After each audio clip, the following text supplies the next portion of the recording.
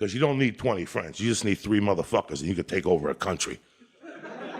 Okay, that's what we're confused as Americans. We think we need all these motherfuckers. You give me 3 bad motherfuckers and you're finished. You understand me? You're fucking finished because we got each other.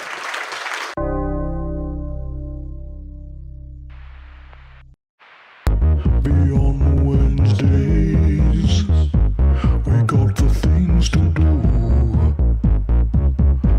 Beyond Wednesdays, bring the Wednesday night review. Comics and collectibles, and sometimes comedy too. Yes, it's Beyond Wednesdays, so sit down, what else you gonna do? The following program deals with a controversial subject. The theories expressed are not the only possible interpretation. The viewer is invited to make a judgment based on all available information.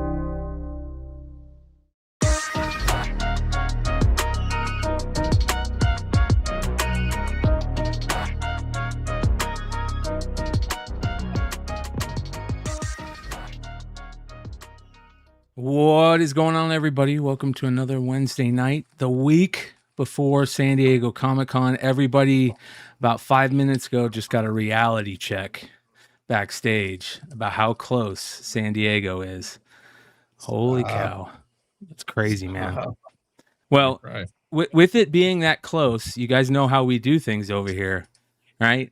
We love to share the love of San Diego with the people that aren't going to be able to make it and that hang out with us in the live chat and give them a little extra. And tonight we've got a lot of extra in one book right here, ladies and gentlemen. And for all you Sveta fans, how about a Dreadful 3 variant for San Diego? What is going on here? Wow. Yes, sir. Yeah, and it is by our boy Pete Carroll, a.k.a. the most talented artist that you've never heard of, Marvel or DC. The Seahawks coach.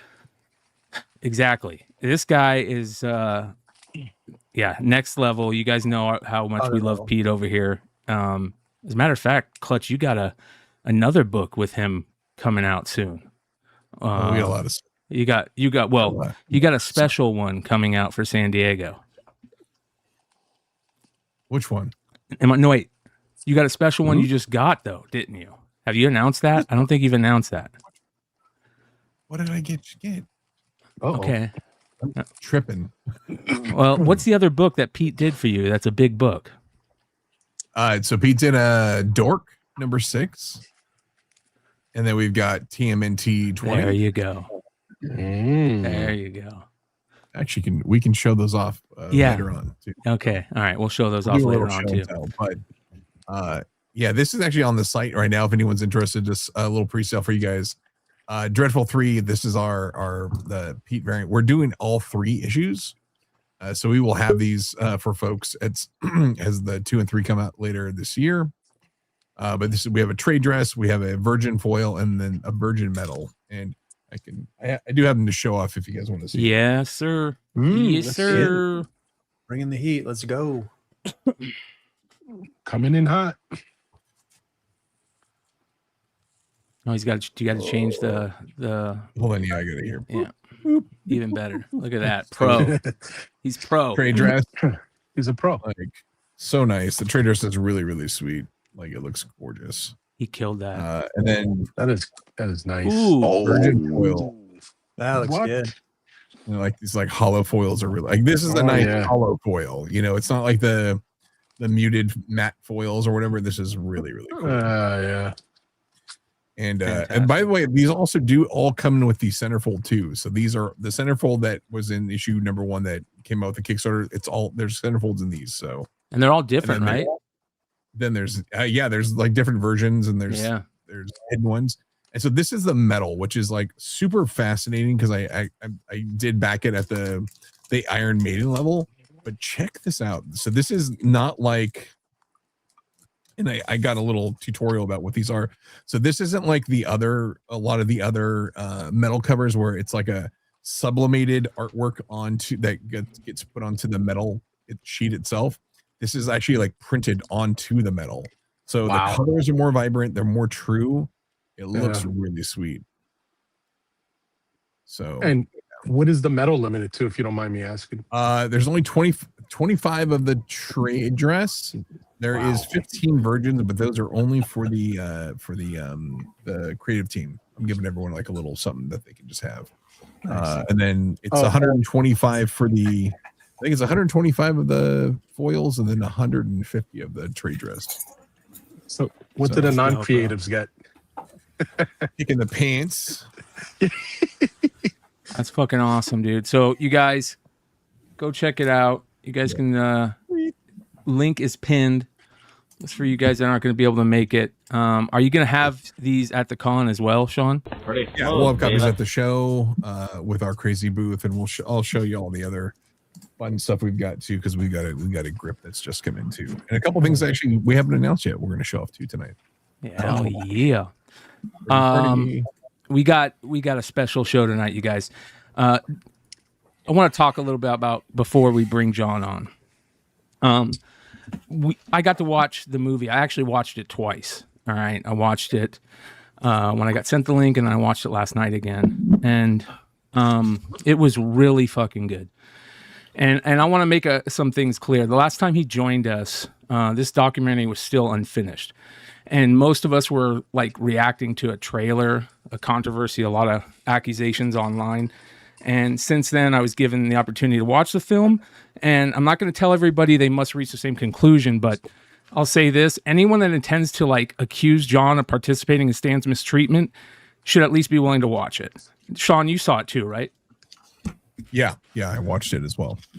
It was pretty good. I thought it was excellent. So I will say, it was a great work, and also like knowing other people in there, it was really interesting to see like stuff on the back end. I was like, it's fascinating. It was a great watch. I think the genuine love between Stan and John was like the really cool stuff. Like you saw a filmmaker, like he wasn't standing around indifferently, like just watching an old man suffer. A lot of people think that's the case, and they like to throw shade at John. I saw a really complicated, heartbreaking situation involving an iconic man who became increasingly vulnerable after losing his wife, surrounded by people with motives, like money motives, enormous financial money motives, obviously. And I also saw like that Stan trusted John. He felt safe with him, and he considered him a friend. And that doesn't mean that John made every decision perfectly, in my opinion. You know, like but after watching it, I do not think anyone involved can honestly say, you know, that Stan and John didn't have this like immense care for each other. And the finished film provides a lot of important context regarding what John witnessed, what he attempted to report, it was game changing. And I told him that when he first jumped backstage. So tonight is not about like blindly defending anybody. It's about like examining the evidence after watching the film. And I would suggest everybody try and watch this film. If you're going to be in San Diego, there's ways to watch it there. We'll talk about that. But remembering that Stan was a human rather than a product was the hard part watching, because he was really fucked with, and it was sad. So I just wanted to say that, and shout out to the chat that's willing to hang out with us. This is the second time that John's been here. So, ladies and gentlemen, Jon Bolerjack. John, how you doing, brother? Pretty good, man. I think I'm gonna have to hire you as my new spokesman. I'm just gonna have you walk with me everywhere, and I'm just gonna do a preamble before I meet everybody. It'll be nice, bro. It's hard to talk about that shit, bro. Really, it is. And I commend you for the documentation and finally getting it out. I think that was one of the biggest things, when we had you on last time, it was kind of towards the end of the Kickstarter, and you could tell you weren't feeling too happy about it, really helping you get the movie out. Yeah, yeah. And there was a while there where a lot of people thought, man, is this ever going to come out? And it came out, and it's fucking excellent. And I hope more people talk about it after seeing it. Yeah, it's been, I mean, we just dropped the Entertainment Weekly did an article yesterday that like blew up. Like I was already getting some traction, and that article like came out and blew up, and then suddenly, it was like everywhere. So, I mean, the premiere that I had at the film festival a couple weeks ago went really well. So it's been just like really nice, this kind of like support that's just been kind of billowing up. And I think hopefully it sort of crescendos at San Diego, where all the people who are there can see it for free. And that's like, I'm really excited about that, to get people to really get their chance to see it, and then they can think what they want. That's fine. But like you said, I mean, it's just like, just see it first, and then we can have whatever talks you want, after that. Yeah. So for everybody that's going to be in San Diego, that's Thursday night. What time again? It's going to be at 8:15. So it's after the show, basically. So, and then it's in room 6D and 6E. So they basically combine two massive rooms into a way massive room. So bring like you and your 20 closest friends, please, come check it out. Yeah, that'll be excellent. And I really would push as many people to try and get there to see it, because especially if you have some type of like thought, either positive or negative about the movie going in, or if you're kind of in the middle, I think it's very interesting. Let's talk about the movie a little bit, because one of the things that was very interesting is obviously like you could tell you guys cared about each other, man, like big time. There was some moments like that was really cool to watch. Of course, the moment that he gave you, your nickname was excellent. Like to have that shit on film is actually kind of cool. You know what I mean? To be able to. That was actually an accident too, which is funny, because like I didn't know I had that for like the first half of working on the movie, because it's like you can see in the shot, it's just like the camera's down to the side, and it's literally the length of that is the clip. Like it's just pure luck that I accidentally hit record with the camera on my lap, while we're in a car going somewhere, and then I realized it was on, and I just turned it off. It was awesome. Yeah, I was really lucky to find that.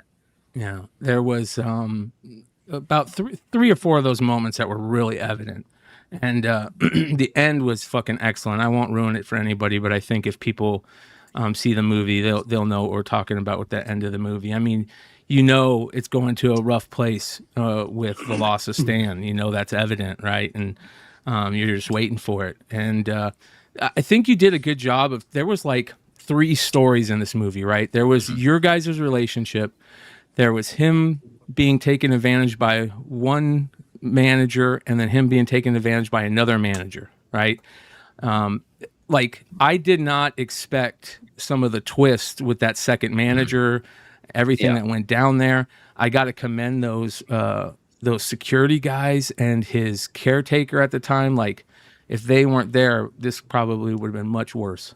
Yeah, they're actually, some of the, just so the people didn't see it, so some of the people involved who are like the real like true heroes, and when I did the screening, and I'm gonna do it too at San Diego, was like there's some guys who like really put themselves out there to try to get the attention for Stan, and some of them actually risked their lives. Like they came very close to losing their lives when trying to take care of Stan, and some of them are actually gonna be at that screening in San Diego, and some of the other people interviewed. So like they'll be there, and so you can actually even like talk to them or get their insights, afterwards, and they're going to be there to see it. So that's going to be really cool, sort of get their perspective on everything. Yeah, that was really fucking good, man. The showing is for attendees, right? Yeah, it's for attendees. So you have to have the badge, and then it's up at 60 and E. But yeah, I mean, like I said, it's free. So like, Comic-Con's not free, but if you're already there, it's free, so, and it's right at the convention center. So like you can still go do whatever you want and then hang out right afterwards and go check it out.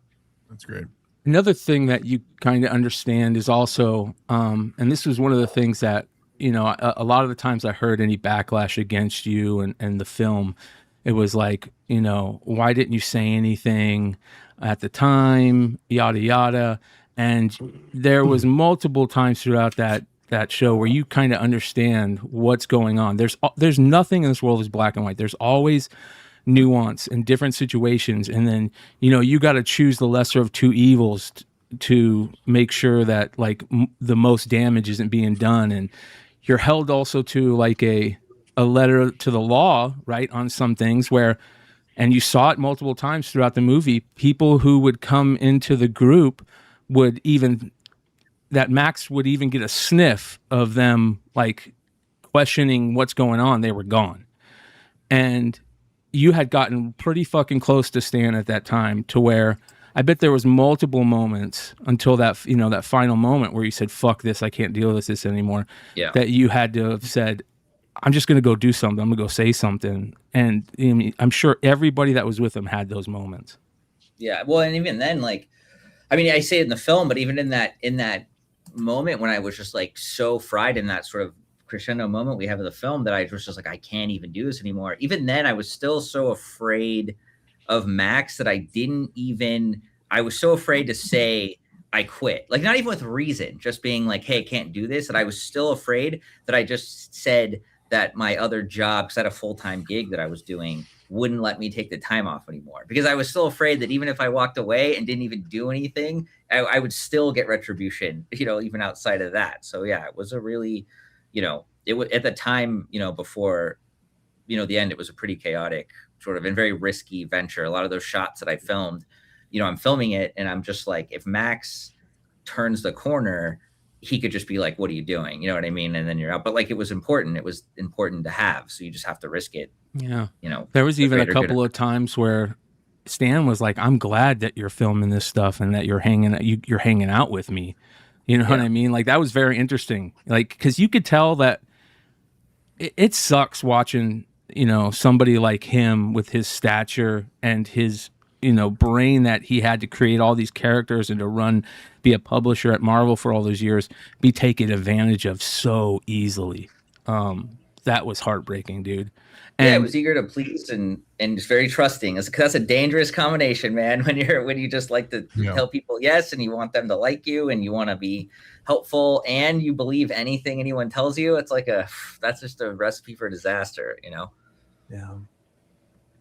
John, like, how many, when you went through this, I think we may have talked about it last time, but like, how many hours of footage did you have to go through to kind of like really piece parts together? Because you mentioned like there was footage that was on the camera that you didn't even realize you had. Like, so that's what happened. Is sort of the arc is like the first bit is fine, it's fun, and you're just filming stuff, and and you're having a good time, and you're not really clocking everything that's happening, and you're just filming, because that's what you do in documentary. You just film everything, like, and then you go back and you do it later. And then like, the year rolls by, and then suddenly things start to look a little odd. And then there's really like the moment where I sort of Stan tells me some stuff and I realize what's happening. And then at that point you start to think, okay, I got to go back and watch everything. Now you're rewatching, 100 hours of stuff. And it's literally just say like Stan signing, right? And you're like, but you have to watch it because you never know, am I going to catch something in the background? Is someone going to say something? And you have to like really familiarize yourself. So me, and I have two other editors, you have to just like know everything as best as you can. And even now, sometimes I'll be scrolling through looking for something and I'll find something that I didn't like. I'm like, oh my God, if I had that, I would have put that in there, just because like, you just find this thing. And I think our original like assembly was 3 hours long. We had to chisel that down to 140. So there are like entire storylines that are cut and people that are cut and because you just can't, you can't chronicle all of it. So you have to you should definitely do like an extra version if you ever get the chance or the opportunity. Like if people really take to this and want to see more, because the sad part about this, bro, and this is obviously the worst part, is, we saw Stan get taken advantage of, but also that nobody's paying for this. The only people paying for this are the people that cared for Stan. Right. Yeah.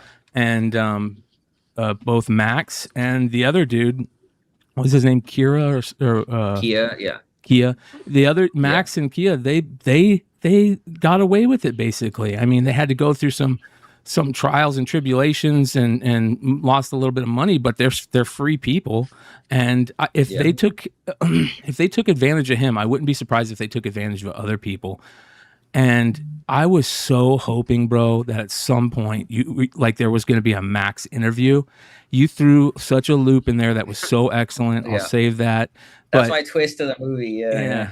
so, Yeah. but I was so like, man, I want like not just a Max interview, but like after, like, you know, because he just went through his day in court, and maybe you might have had time, you know, within the last couple months to sit down with him and let him give his take. Has that ever been a thought in your head at all? I mean, I'm going to be very real with you, just from like a safety perspective. I don't think that is a real vibe. No, bro. After seeing the movie, totally. Because he didn't go to jail for anything that he did, but he went to jail for tax evasion. He did, like, he just got out, like, on good behavior. He just got out like last month. So, like, you know, and I was integral to that. So, you know, I think I'm gonna just keep a healthy distance, you know, from him, just from a safety standpoint. I'll let Sean at San Diego, if he sees him, he can give me a call. Let me know that, you know, what aisle to stay out of. But yeah, I'm just mostly trying to avoid that confrontation, you know, if all possible. Yeah. And that was one of the things that was actually pretty scary about it, is that you could tell that dude, like, the moment he met Stan was a violent situation. And you kind of, from that moment on, you're like, what the fuck, man? And again, that goes to the whole thing of Stan was so trusting, and there would be moments where you would be on the screen talking, you know, you would be talking to Stan about it, or somebody would be talking to Stan about it. A police officer would be questioning him. Oh no, he's my best friend. We're through a bunch of deals together, house deals, and he knows when to buy the right times for the right houses. And you're like, dude, holy shit! And the cops really couldn't do anything. I think that's actually one of the more, it's like the less exciting moments per se, but those actually are the moments that I think answer kind of a lot of the criticism, as far as like why the perception is that I didn't do something, you know, because again, when you're trying to pitch a movie, you're not going to like beat out an entire thing for people. So, you know, you assume that, you know, assuming that was the problem, that was my main issue, was assuming. But in the film, you see the cops like directly talking to Stan, and you could tell the cop so much wants to say, dude, you're in danger. Like, you know, I need to help you, but he can't say that. So he can only like try to lead Stan there. And then Stan just says no. Stan just says, like, I'm fine, basically. And you see the cop like so frustrated, because he's like, I come here all the time. I think they're, you know, and he's just saying just to the line of like where he can legally say without getting in trouble. And Stan just doesn't click for him. And you just see the guy's like really upset. I feel for the guy. He was like, you could tell he really had a real firm knowledge of what was happening. He just couldn't do anything. And then all the cops leave because like Stan said he was fine, and that's just it. You know, like that's the end of it. You know, they got 10 other things they got to go right after that, and it just goes by the wayside, you know? Yeah. Well, I think it was pretty amazing to watch the movie and see all this, and not just from like somebody saying, hey, this is what I saw. You're seeing Stan himself say it and see this shit happen, you know, like some weird moments. You're seeing it all, which is fascinating, absolutely fascinating.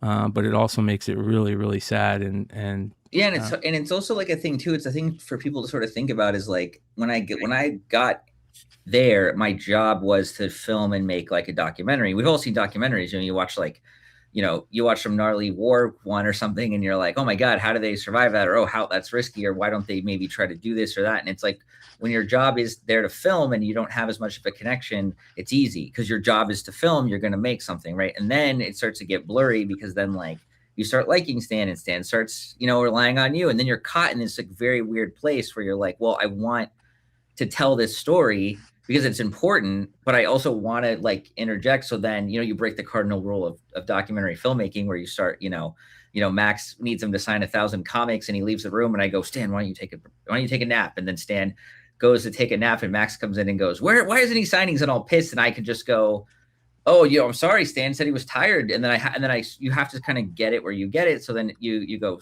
well, do you want him not to sleep? And then you put him in this situation where he might not want to say that out loud. So he's kind of pissed, but at least you got Stan the nap, you know what I mean? And you have to play those the best you can, because there's no real fix, you know? And then now you're blurring the line where you're interacting with, you know, the thing you're supposed to be filming. And that's when it stops being a documentary about Stan and starts being just a documentary about everybody, as far as what's happening, and I get pulled into that story. Well, that was another amazing moment is like Stan said at one point in the movie, like he hopes you make a documentary about all this. And I was like, holy shit, dude, that talk about like, that had to be a crazy moment when you're editing and you get to that, or you find, that clip is there, whatever. Yeah. And I've had some people even this morning, actually, I'm not going to blow up. I'm not going to name check him, but I had a very prominent comic artist that has very long lines, and he hit me up this morning and he asked for a copy of the film to watch it.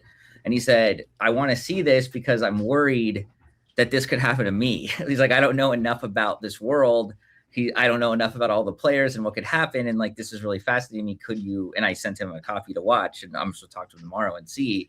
But again, it's just, that's good. I'm happy. I mean, if it makes someone else more aware, then, then that's one less person this could happen to, Yeah, absolutely.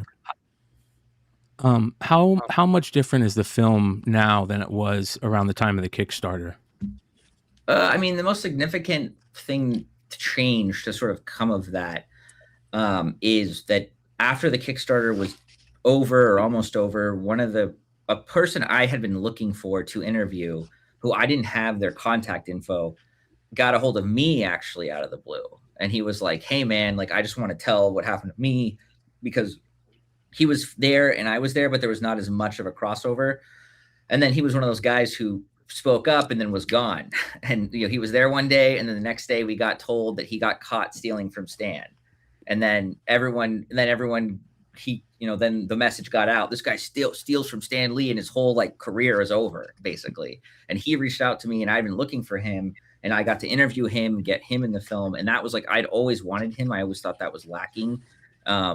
And he contacted me. So that was like totally worth all the BS of the Kickstarters getting like that made it's such a stronger piece. And so like, that was incredible. I was really happy that guy got a hold of me, and I got to get that in there. What was the premiere like? How did the audience react? Was there any moments where the audience kind of audibly reacted? Yeah, that was like the most rewarding part, is because you play something for like a shock, or you make a joke, or Stan does something and you kind of lightens the mood, or like, you have these emotional sort of points that you're building, and to hear people laugh, or to hear people, audibly go, oh my God, or like whisper to each other, like, that your message is like getting across, that people are taking it seriously, and that was like super rewarding to hear that and I had never seen it projected on like a big screen before. So that was like also incredible to see. So that was really nice. And a lot of people came out. Alex Sinclair came out, and Dustin Nguyen and a bunch of other creators came out, which was nice. And then a bunch of like industry people came. It was really nice. It was really cool to have all that. And then a bunch of just random people, bought tickets and went to see it too. So it was really cool. Did anybody try and stop the film from being a release? Was there any injunctions or anything like that?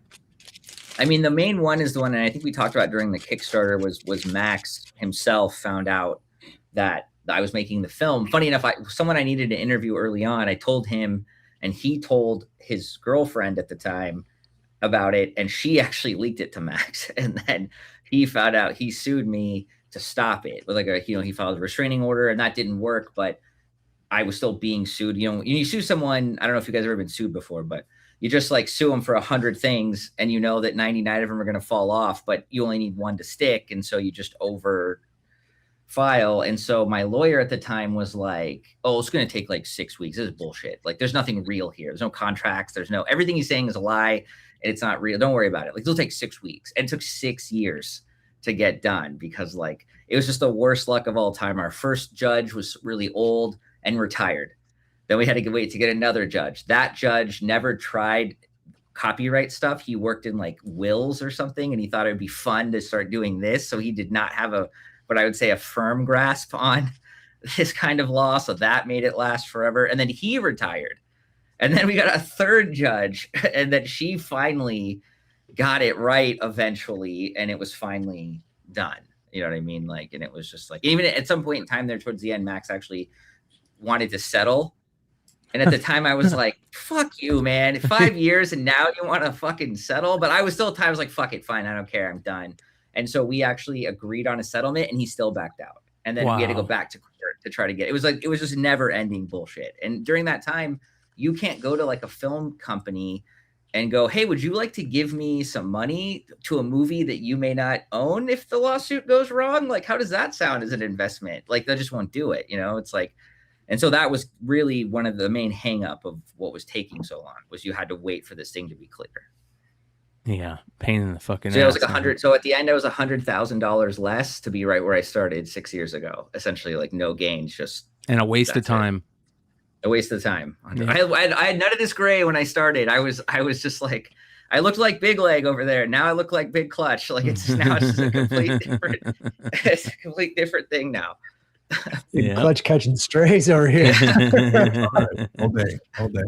At any point, do you plan on releasing like the actual like VOD footage or all that footage that may not be in there? Do you plan on maybe doing So I think extra add-ons towards the end, or I think the only thing I want to do with that stuff is, I mean, like I said, there was like a 3-hour version, but it's like it's all out there, and really at that point you're just putting a hat on a hat. Like there's no, like I want the truth out there, and this is the truth is out there, and I feel like it does its job and it gets the message out there and people know. So I have anything else that I would put out, I might just throw up like on YouTube, but it's just gonna be like, I have plenty of stuff of me and Stan just talking about, like, I had a comic book once, like a Strange Tales something, and I put it in front of Stan, and he just would look and he'd go, oh, that's blah, blah, blah. He was terrible at backgrounds. And I'd look and they'd be really awful backgrounds. Or he'd be like, oh, that guy, he knew how to draw women. And oh, sure, he does know how to draw women. Like stuff like that I'll put up, because it's just like, that's like nice and fun and a good thing to remember him by. So that kind of stuff will go. But I think all the other stuff's just going to die on a hard drive. It doesn't really need to be seen, like as far as like, it's already, you've seen enough, you know what I mean? Do you need more of the same, or do you just want to see, so that's kind of, I think. And all this footage has been you gave all this footage to what I believe, not only the police department, but also you went even higher than that. You went to one of the 3-letter agencies, if I'm not mistaken, right? Yeah, well, I actually did them better than that. I tried to give a hard drive to the LA Times at some point early on, and they were just like, no, we're not interested. Like, I was like, you could have it, I don't care. Like, you could watch it, here's what's on it.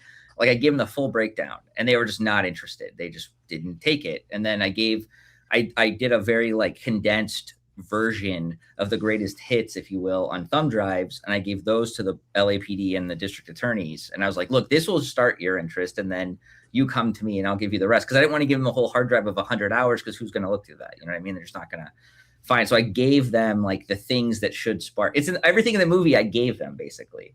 And they were just really lackluster about it. And funny enough, I'm being interviewed by someone else, and I had to go look for some old emails, and I actually found an email, which again, you're just always finding stuff. I found an email from 2020 that is me bugging the district attorney saying, hey, dude, like, I gave you this stuff like 2 years ago. Like, why is nothing happening? And so at least I have the timestamp and the email and the whatever. And then eventually, I went to the only people that ever took me seriously, to their credit, was the FBI. And that even took like a bunch of, I had to go to like city councilmen's, and they had to give me to state's attorneys. Like, you can't just walk into the FBI and get taken seriously. So I had to like ping pong my way. And then those guys were actually really interested. Like, they actually paid attention. They took me seriously. I had to do a bunch of interviews, but their investigation still took like 5 years, like, to do it. And that was like with all the evidence. So again, stuff just moves too slow, when you're trying to do stuff. What about people? Can I ask a quick? Yeah. Ask a quick question. Where was I'm sorry, John. I never got a chance to see the actual documentary. I seen the trailer. Yeah. But did Stan have family around him? Did he have any siblings? Did he have anybody who checked in on him? Somebody that you could have talked to? Yeah, so Stan had a brother, but his brother is like 5 years younger. They're 10 years younger than him and lives in New York. So his brother's like out of the picture. He's also old, so he was kind of out of it. And he has a daughter. And the thing about the daughter, without getting too much into personal things, I had some conversations with Stan about things he was comfortable with and not without me going into. But the easiest way to explain it is that, and I said it in an article once that I was quoted in, is that the thing that JC is the daughter, the thing that JC inherited most from her father is her ability to surround herself with con men.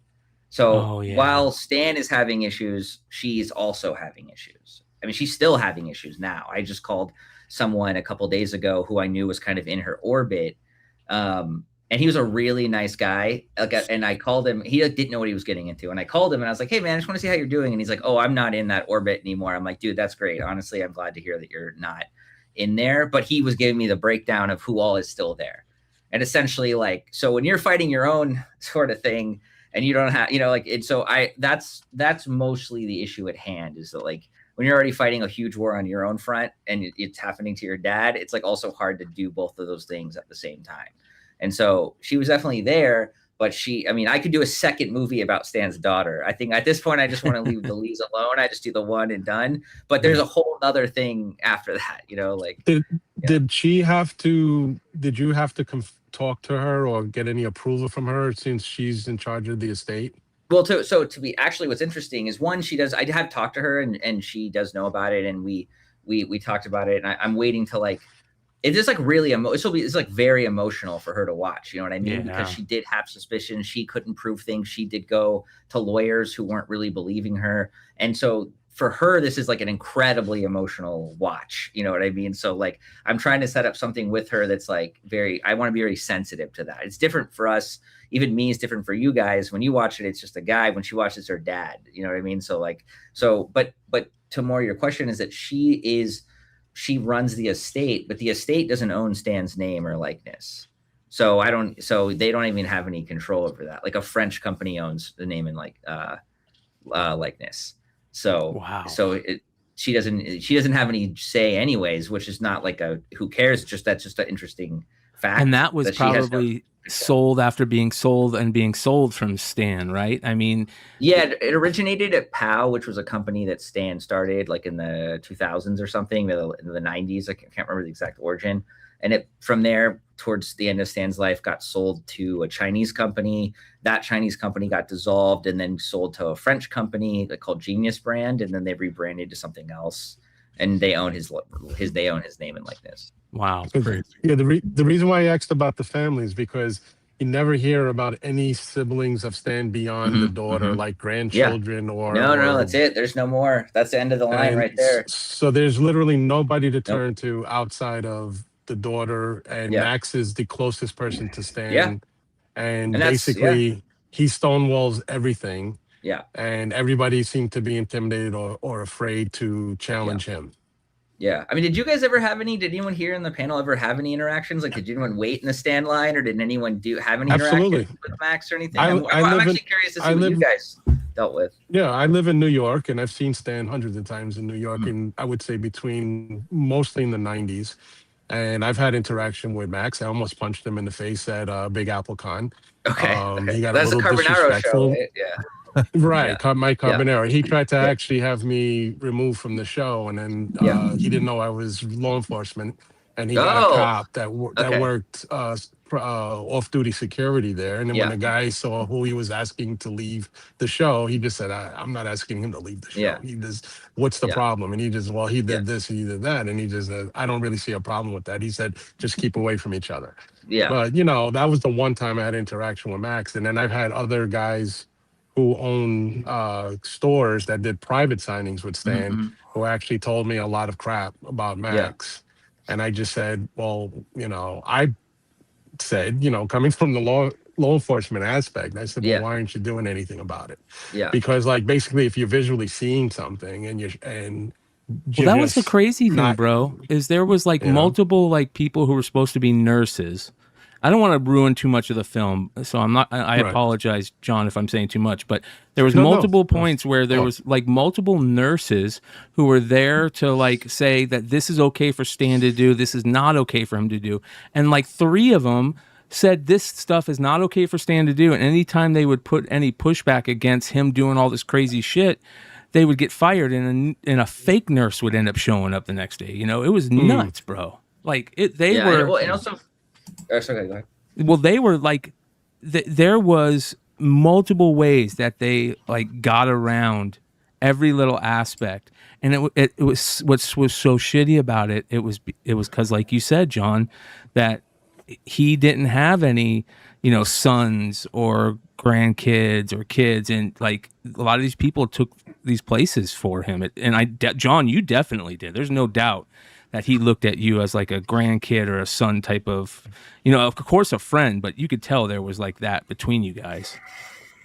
Yeah, and which I mean, look, I appreciate that shows through. But to go back to the law enforcement side too, is like, if you Google it, I mean, anyone watching, they could just Google it or YouTube it later. If you just Google Stan Lee being told how to spell his name, there's a video where Kia is telling Stan how to spell his name during a signing. It went like kind of viral when it happened in San Jose. Yep. And you just see Stan, he's not there. He's just drawing circles. He doesn't know how to spell his name right. And if you watch that video, you're just focusing on that and you're like, wow, this is real fucked up, right? But if you unfocus what you're watching, there's a cop right behind watching it the whole time.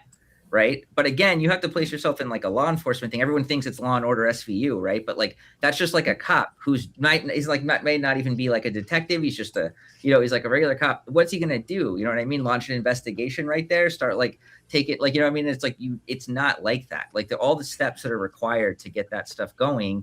And then ultimately you get CPS comes out. They say, are you okay? And if the guy says yes, then they leave. Like, that's it. They got 100 more cases to go to. They're looking for birthdays. They're looking for other stuff. If Stan is healthy looking and doesn't have a black eye, there's not like a lot they can do. And they're approaching Stan while he's with Max. What do you mean?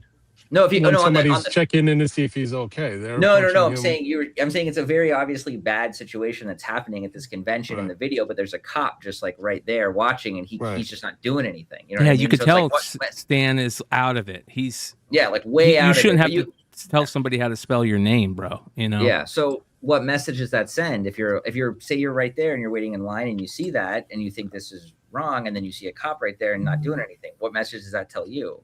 What chance do you have to do anything? Did anybody else have any crazy moments with Stan? Because I definitely remember a moment. I can't remember which con it was, but there was a moment where it was almost like they were helping him sign his name. They were like picking up the pen for him, putting it in his hand, moving his hand. Someone else told me that too. I would be interested if you remember. I'm just curious. Yeah, it might have been one of the times he was out in like Phoenix, but it might have been a San Diego event or a WonderCon event or something. Anybody else? I mean, just whenever the times I saw him were probably later. So where was it? Palm Springs. I think they had his name attached to it, and Todd showed up. Todd, showed up at the last minute. I remember driving.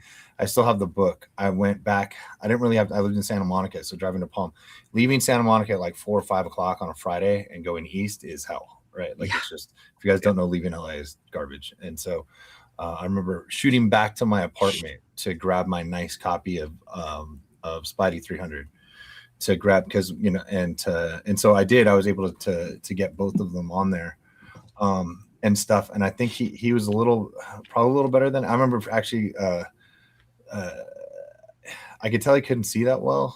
Like we're in an elevator and stuff, and people try to guard it. Just randomly, just in the hotel elevator. It was at a resort, at the whatever and stuff like that. And I got a couple pictures of him cruising around on a scooter, but he was cruising around by himself. It was. Well, you should look at the thing, because there's 100% chance that if you just go back a little farther enough, I want me or one of the guys might be there, because what Stan used to do with the scooter is like those things would get going, and he didn't see very well at that time, and he would you'd be like, Stan, you gotta. There's like rabbit and turtle.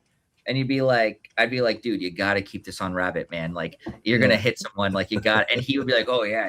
And he put it on rabbit. And after like 3 seconds, he'd just get incredibly bored, and you just see him crank it to rabbit. And then you just go, and then you had to get there and try to stop. There were a few times where someone had to grab the thing and it to stop it, because he's going to go too fast. And he would, you might have caught him at a breakaway.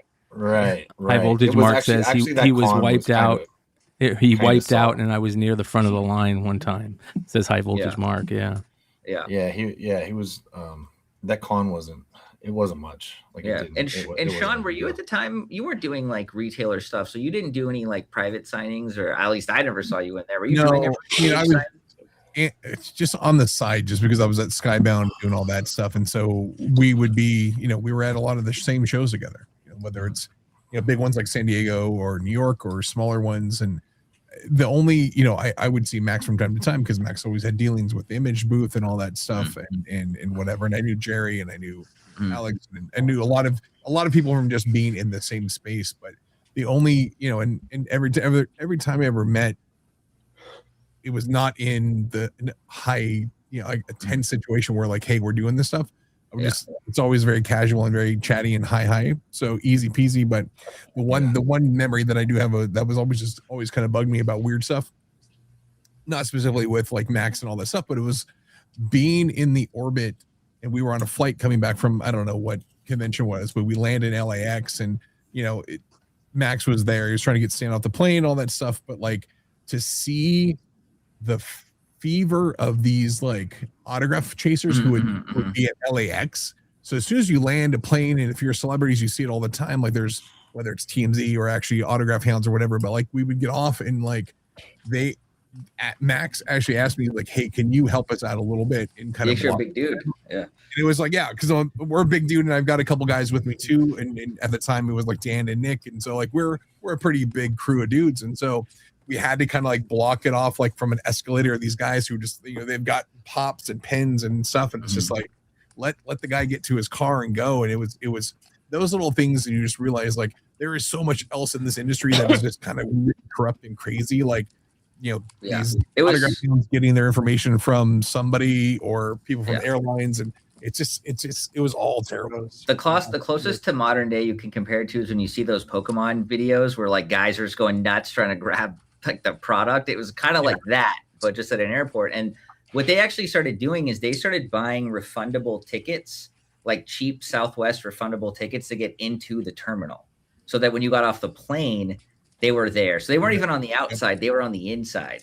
And then they would just return that ticket because they bought the refundable ticket. And you know what was weird? With like Hayden Christensen, they were like trying to get his autos. I'm like, wow, how's all these people in the terminal? And it's like that makes a lot of sense. What's weird is that it felt like, and this is a question for you as also, it really felt like most of the ridiculousness wasn't from like his fans trying to get his signatures. It was like retailers and these behind the scene things, because there was, we've heard the stories, so many stories about, going up into the hotel room and there being 1,000 masks, 1,000 shields, 1,000 Thor hammers, and any comic book you can think of already signing. He'll sign whatever you want, but there's all a bunch of stuff. Like it felt like it wasn't his normal fans that caused like, all the autograph craziness, but it was those kind of like private deals and retailers and flippers and I don't want to give flippers a bad name, but that's just the best way to explain it, like what it felt like.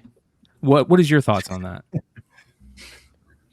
I mean, so I will say this, like 100% you're correct, first of all, that the fans, minus like the real hardcore 1%, not crazy ones, but yes, the regular fans 100%. Like I've had this conversation with guys like Todd or Campbell or other people, and we've talked about like the pie chart of like like what you're describing, basically the responsibility of who is where, on that pie chart about things. And yeah, I mean, the fans are just the fans. They don't know better. They're waiting in line.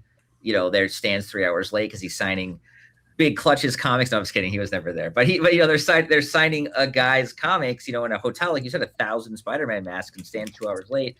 And the fan is there. And the thing is like in the morning, say Stan signs your 1,000 things and you're fine because he's still kind of peppy because it's like the morning, right? He looks great, whatever. And you get your stuff and you get to leave. Cool.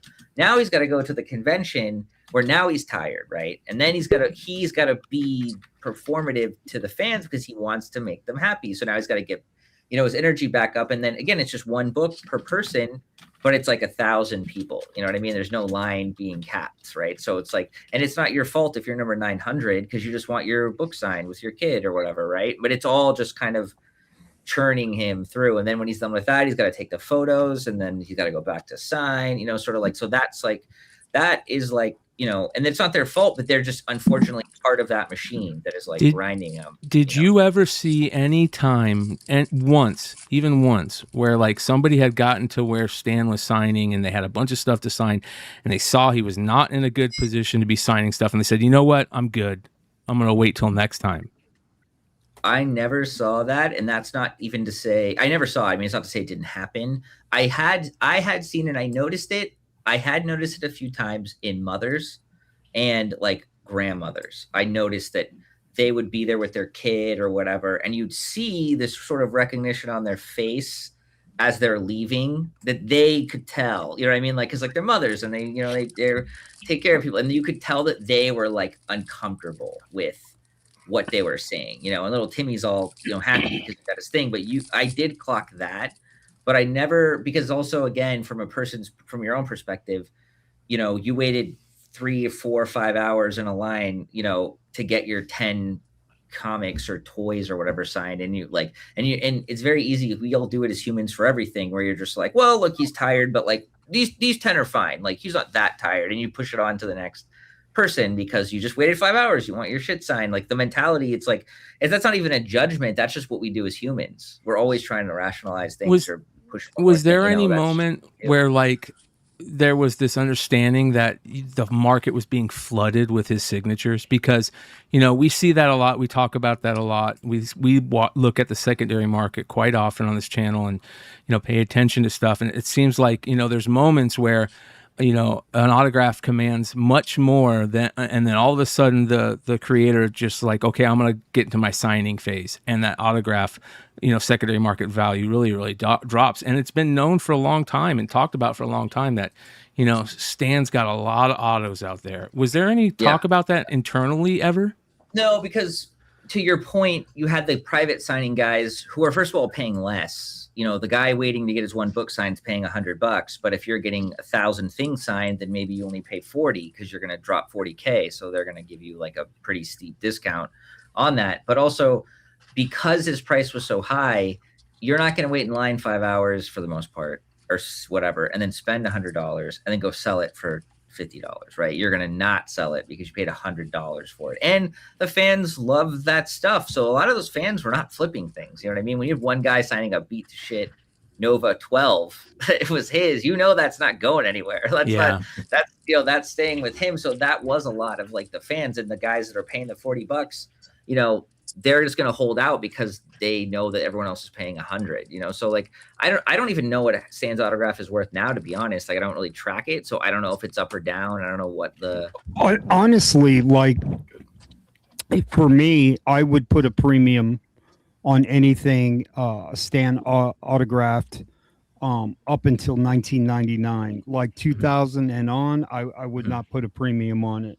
Yeah. And just because of the quality of the signature, and you know, when you have someone sign your book, you want them honestly in the right state of mind, not having to be helped sign a signature, you know. And I would say, like, yeah, he signed a lot of stuff, but I would put a premium, just as like, not for me, just out on the outside looking in, I would put a premium on anything signed pre-2000, just because of the way the penmanship and all of that, you know. So that's just for me. And the autographs that I enjoy, because I have a few, are the ones where he signed inside the book, you know, as opposed to on the cover.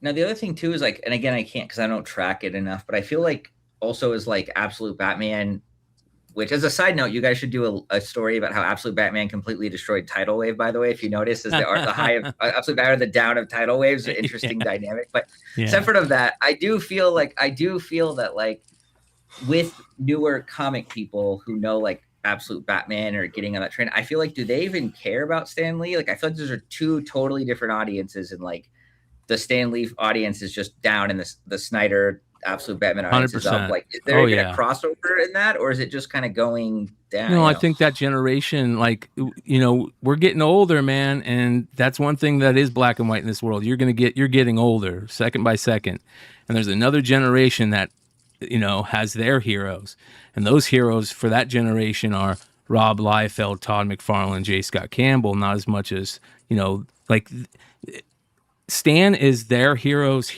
You know what I mean?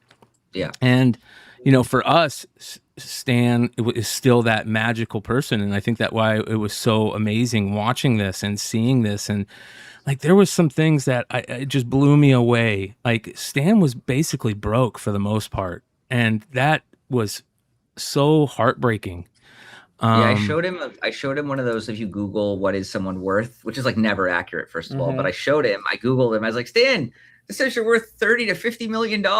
You know, like, is that cool? And he was just like, I would kill to be worth half of that. Like the idea of it being like even 10 million was like so far out of his like brain that he couldn't even fathom that. And yeah, I mean, he again, it's like one of those things, like you see it, you know, people will be like, oh, poor him and his mansion. And it's like, yeah, that, you know, no one ever talks about that mansion. It had like 2 mortgages on it. And if Stan had lived like another 3 years, like he might not have owned that mansion anymore. Like it wasn't quite like the way you think it was. You know what I mean? Like it's so, yeah, I mean, he was definitely running it. And then remember at the end, he's got 24-hour nurses, 24-hour security guards, 20, you know, it's like, that's a high burn rate, man. When you're like, you know, churning that stuff, you know?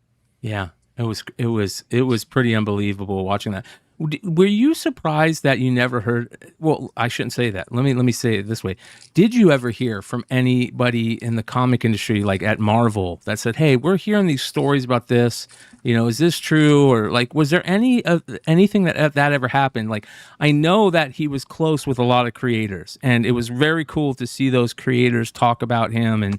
You know, obviously Roy and Rob Rob is the GOAT, and it was great to see him in this. And you know, they really, you know, had relationships with him. But I'm talking about like from the Marvel itself. Was there any like so looking I think into I mean, look, well, first of all, Marvel will really appreciate this because I know, like, from their highest levels, for the fact that they are not a fan of this documentary, I think they think that like I was going to go after them or something, even though I don't, because it's like not their responsibility. But no, like you have to look at it as like bigger picture. Like Disney is like a conglomerate of like a billion people with a billion problems and a billion things, right? And their job is not to, like, what is a company going to do? You know what I mean? Like, is Disney going to send the Disney police in there and like, you know, kick out the bad guys? Like it's a very weird situation from a corporate level to try to get involved in. And so like, and also you never know what's true. I mean, you saw in the movie, like 90% of what you thought happened didn't actually happen that way. And you learn that in the film, right? So when you're on the outside, like it's just not a realistic, like, should they, is it something morally? Like that's a whole nother animal, but like just technically from a real operational standpoint, what's gonna, like, what can they do really? And I know towards the end, like some of Stan's things had been stolen by various people, including his Disney Lifetime Achievement Award was stolen, and like the guy who had it wouldn't give it back unless it was like part of some deal where like they wouldn't sue him and he would like give it back. It was a whole like fucked up thing. And so Stan actually wanted that, like, for his daughter, you know? And so Kevin Feige actually came to Stan's house and was there, and I met him and we talked about it. And I was like, dude, can you just get like, you can just cast another one, you know what I mean? Like, you just give him another one, like he would really like it. And eventually they quoted us $10,000 to print another one. So like, that wasn't like super great on that, but like, you know, the thing is, it wasn't like everyone knew, like, not everyone, but a lot of people knew what Max was like. Tom Holland is, like, for the record, like the nicest guy alive. If you meet him like in person, he's really sweet. He knew like what Max was. Like, he put it together. Like the guys at Marvel knew it. Like Robert Downey Jr. knew. Like I saw RDJ like completely ghost Max once when he tried to get a photo with his kid. Like they all knew who he was, but you knew you had to pay the piper to get access. So like, it's not an unknown thing. But again, what's supposed to happen? Robert Downey Jr. is supposed to show up at his house, like with the Avengers. You're right. Like, you're right. There's just not. It's a shit situation. It's just shit. There's just not. You know, like and that's what's real bummer is like those. I'm sure those guys wanted to, but then how do you? You know what I mean? Like, what's the? You know, the cops couldn't do it. So what is Iron Man gonna do? You know what I mean? Like, that's just the unfortunate struggle of that. You know. Yeah, it's very easy to say that when you're not part of the situation. And again, I just want to implore everybody, watch the movie. Do yourself a favor. It is worth the watch. Like, I'm not shitting you about that. I watched it twice. I thought it was excellent. It answers a lot of questions. It's sad, but it shows you a lot of like, what we should know. And the next time we see this type of shit happen, we're better equipped to say, okay, we've seen this before. You know what I mean? And maybe help the person out that's, in John's situation in the future, right? Because that's going to happen again. There's going to be somebody close to somebody they love that's being taken advantage of, and you're not going to want to pull the trigger because one, that person says, no, I don't want to have any issues. Don't embarrass me. Don't, I don't want to cause any problems. I just want everything to be okay. It's very hard to do that. And this movie definitely showed that there's a lot of nuance in this world, and especially between you and Stan. That was fucking, it was crazy. And I appreciate, the grace that you're giving and what I mean. And I can even, I've said this in other interviews and I can, repeat it here, is to be clear is like, if you go see this movie, like just, you can see it, it's going to be like on Apple on July 28th, like go see the movie, right? If you see the movie and you leave the movie and you're still just like, you know what, that John guy's a fucking asshole. That's fine. Right. As long as you watch the other parts and that stuff happened, right? If you watch the videos, if you listen to the audio and that stuff happened and that's the truth, then that's cool. We'll call it even. Like I'm 40. I don't need it's not Facebook. I don't need enough friends. That's fine. I just want you guys to know that that's what happened. Like that's what this is all about. Like you're never going to see me driving a Ferrari. I just want to know that 100 years from now, someone's going to watch this on YouTube 7.0 and know that again, then go watch the movie and know that happened, that that's the truth. Like that's the real important part of this, is that like, without this film, we all die and no one knows what really happened. And it's just like 4 people who did some really bad things telling you how they were the greatest guy alive, to stand. And that's all we know. So like, it's really just about getting the truth out there. That's the real point of what this is about. So, that's like my pitch there. Yeah. When the movie ends, who do you want viewers to be angry with? Do you want them to be angry with anybody? Like, what is your, like, if you had something to say at the end of this movie and you want people to have like their own, what is that thing to you? After they watch it? Look, the movie's gonna make you a lot of things. It's gonna make you sad. It's gonna make you angry. Like that. All that stuff's gonna come with it. I think first of all, the thing that you should, once you're not crying anymore, or you're not mad, is you should immediately go, "Where's my mom?" like who's talking to my dad? Like what is like that is first of all the first thing you should be thinking about is like, I live in Oklahoma and my mom lives in Florida. Like, what is she okay? You know what I mean? Like, that's the first thing that you should be doing, is making sure that whatever's happening to Stan did not happen to your parents or your loved ones. That is the first thing, right? And then as far as like wanting to aside blame and madness, I will say this, as someone who has received a tremendous amount of bullshit from randos and non-randos, some of us closer than others here, is like, there's nothing to be gained, right? Like if you see Max on the street and you want to go do something stupid, like that's not going to change anything, right? That's not going to change what happened in the past. It's not going to make you a hero if you go do something stupid. It might make you feel better, but it's not like, you have to retain that knowledge and protect yourself and your family, and then that's like the most important thing. This is not like a revenge film. If I wanted to make people angry to push them somewhere, I could just dump this on YouTube with his address and something like that's not what this is about. Like just be careful and pay attention to your family. That's the thing that I want people dude. Fucking to get bro. from that. Fuck yeah.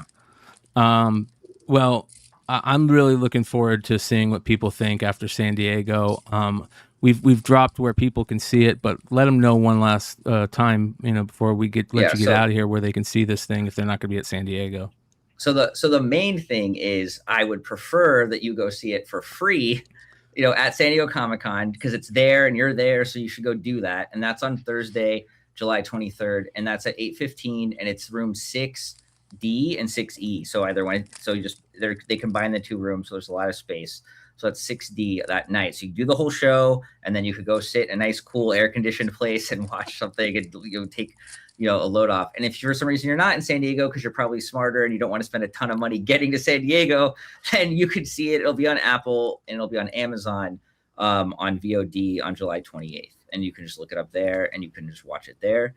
And then, that's I really appreciate you guys like giving me a chance and coming to talk about it. And it's really nice to be back and see all you guys and not have the soul crushing weight of like a viral video that's destroying your life at the moment. So it's nice to come back for that and not have that be the thing. So well, let me ask these appreciate you guys. Do you guys have anything you want to ask him before we let him get out of here? I want to reiterate that seeing it in San Diego is not free. Oh, well, they just let you in. Yes, sorry. Because Yes, good yes, Lord, yes. we just paid for the Airbnb. Okay. Anyway. Yes, you have to have you're correct. Thank you. I props to Big Leg. You have Thank to God have I a can badge. drive a few hours to get there. But yes, you have to have a badge to see it. That is a very important clarification. Thank you for that. That is yeah. Hey John, what's next for you after this? Like what are you doing after this project, after the thing, sort of settles and noise dies down? What's your next step? Dude, I mean, to be honest, like I just sell comics.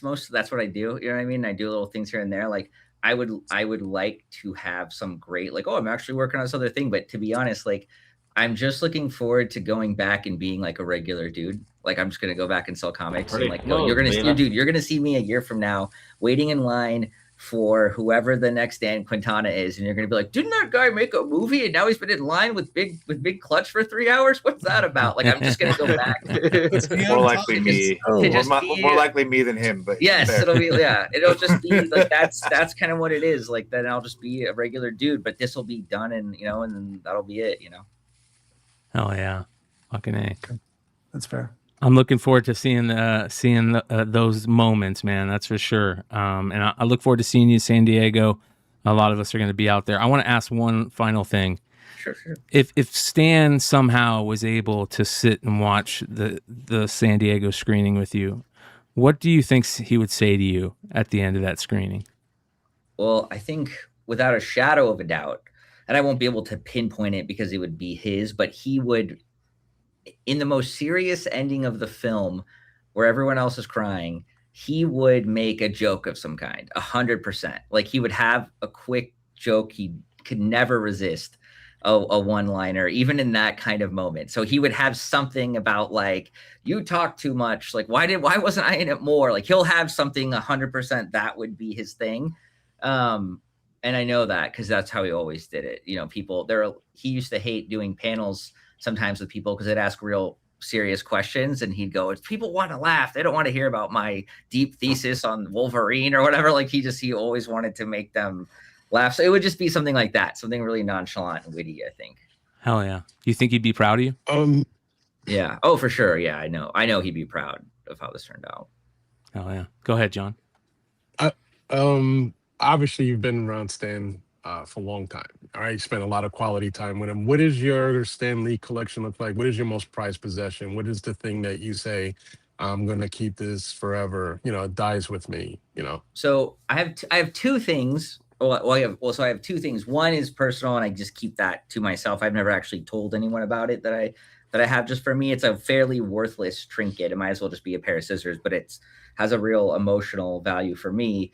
And then the other thing is, towards the end, I took a bunch of photos that I had made, that I had taken over the years, and I had just one of those custom books made, and I showed it to him, and he on the interior wrote to my best friend John, and then he signed it, his name, and so like that means a lot to me. And then there was one other thing, I never actually got it, which is unfortunate. It's definitely just gone now. But if you watch the cameo of Stan and his wife in X-Men, like Days of Future Past, I think it's when the rockets are launching. That's actual Stan's house that they shoot the cameo on when they're looking up. And behind, if you look at the door, there's this lion head. It's like a Home Depot, like $40, faux cement lion head. It's completely worthless, and it's on the wall. And I used to see it every time I'd come to his door because it was right next to the door. And it just became the thing I always saw over years and over years. And one time I told Stan, I said, Stan, you got to do me a favor. Like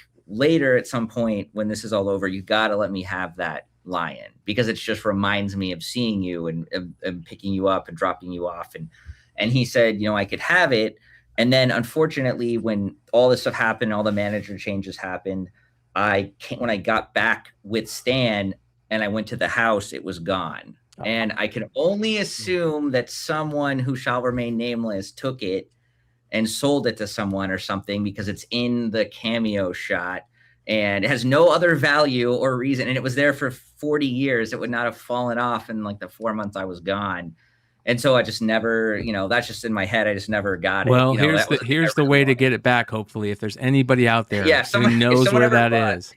Yeah. If someone ever bought a thing about that, please contact me because I would very much like to have that because that was the thing that really meant a lot to me. Oh, yeah.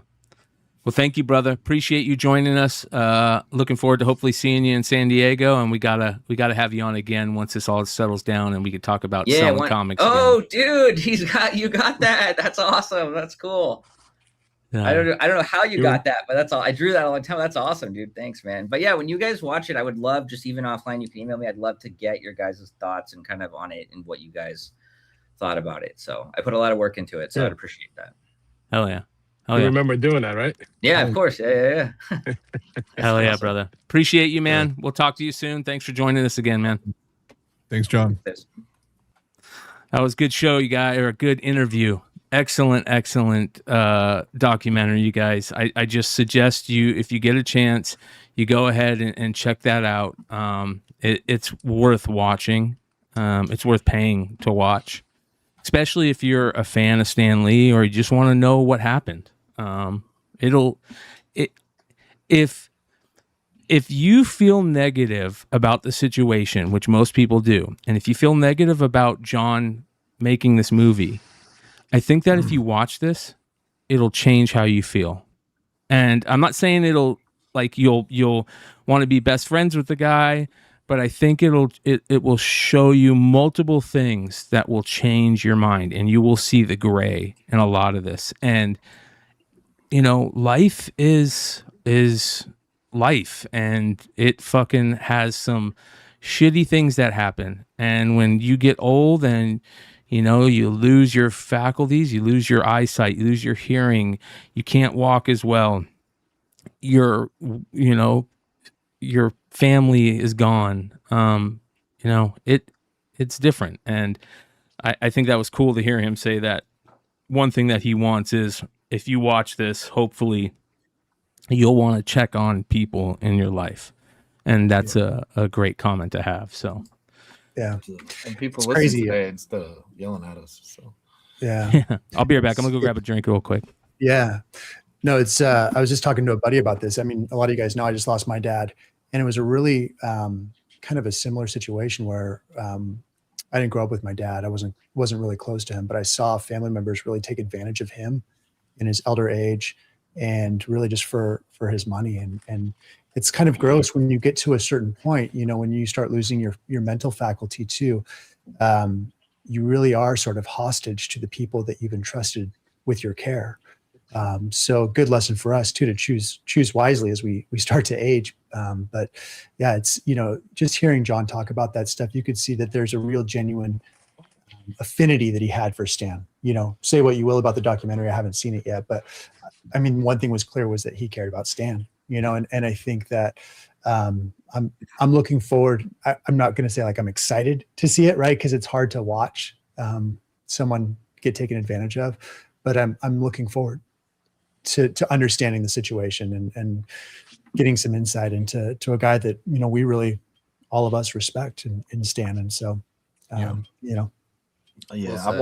watched family members move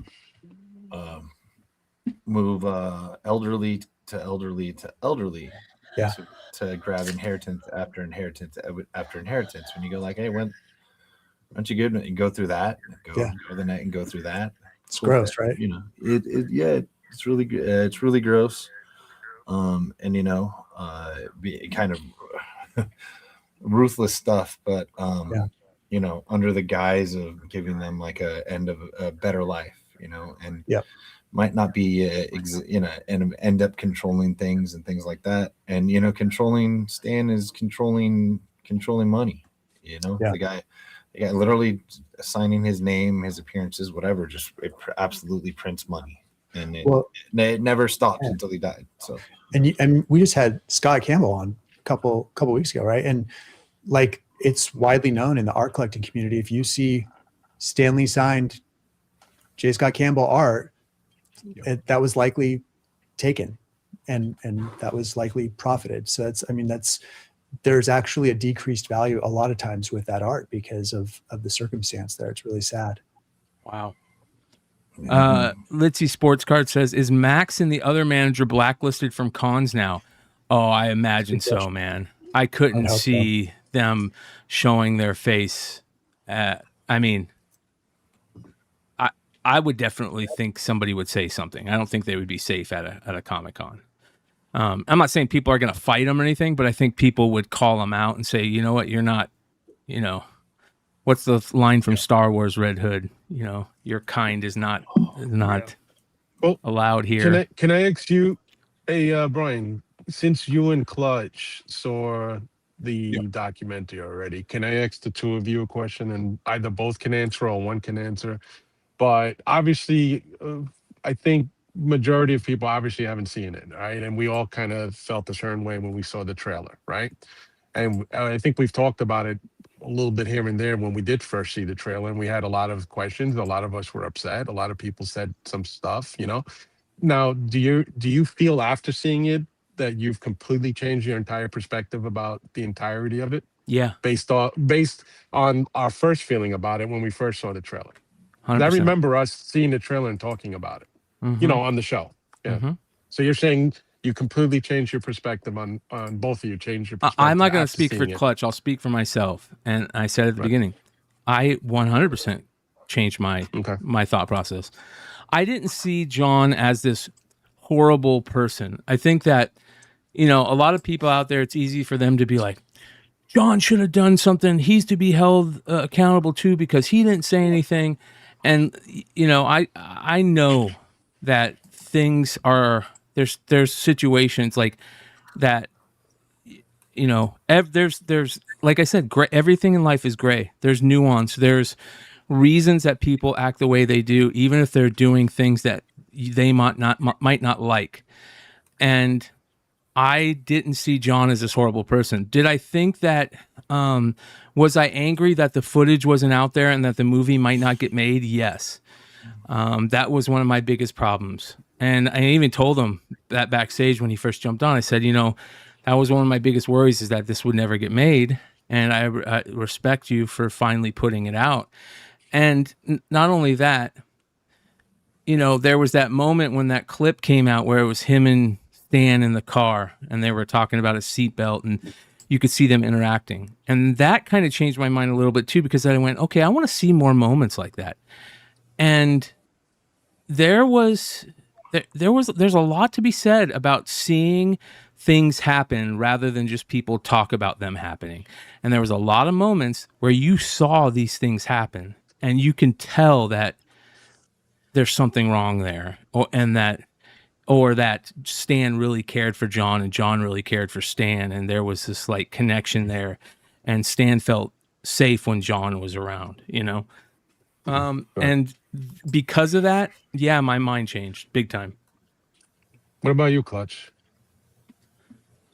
I don't think I had an opinion about the piece before. Like, I've known Jon for a number of years now. I didn't know Jon during the Stan Lee time, so I had seen him there. I knew other people in that circle. My friend Jerry Blank, and I didn't get to meet Alex and Jon until afterwards. But seeing the whole thing put together, and I also knew parts. We've all heard parts, and especially the people who've been in the industry, the conventions, all that. We've all seen it. We've all heard it.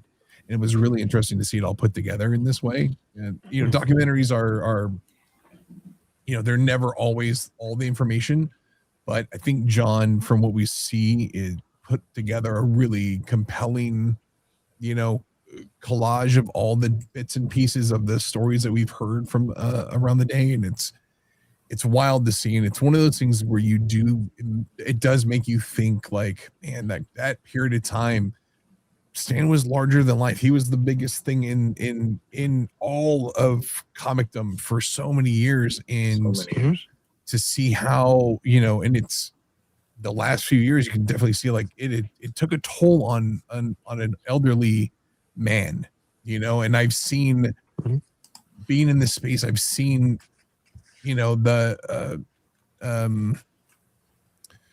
Nichelle, what was her last name? The Uhura from Star Trek.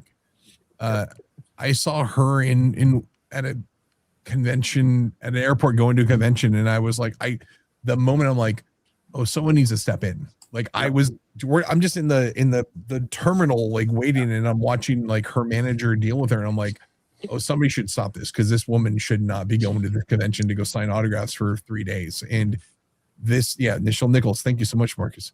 It is shocking at how, you know, these things happen, and it's just a common practice. And we have commoditized the celebrity of people for so long, and that you feel like everyone's trying to get every last little nickel and dime out of every bit of a person, and it's shocking to see. And John putting this thing together was really, I think it was a really good way to show some of those abuses and just make us all think about it in the larger term. Like everyone, Brian mentioned it earlier, but like during that time, every single person saw and had a chance to say it and a chance to do something, but no one did.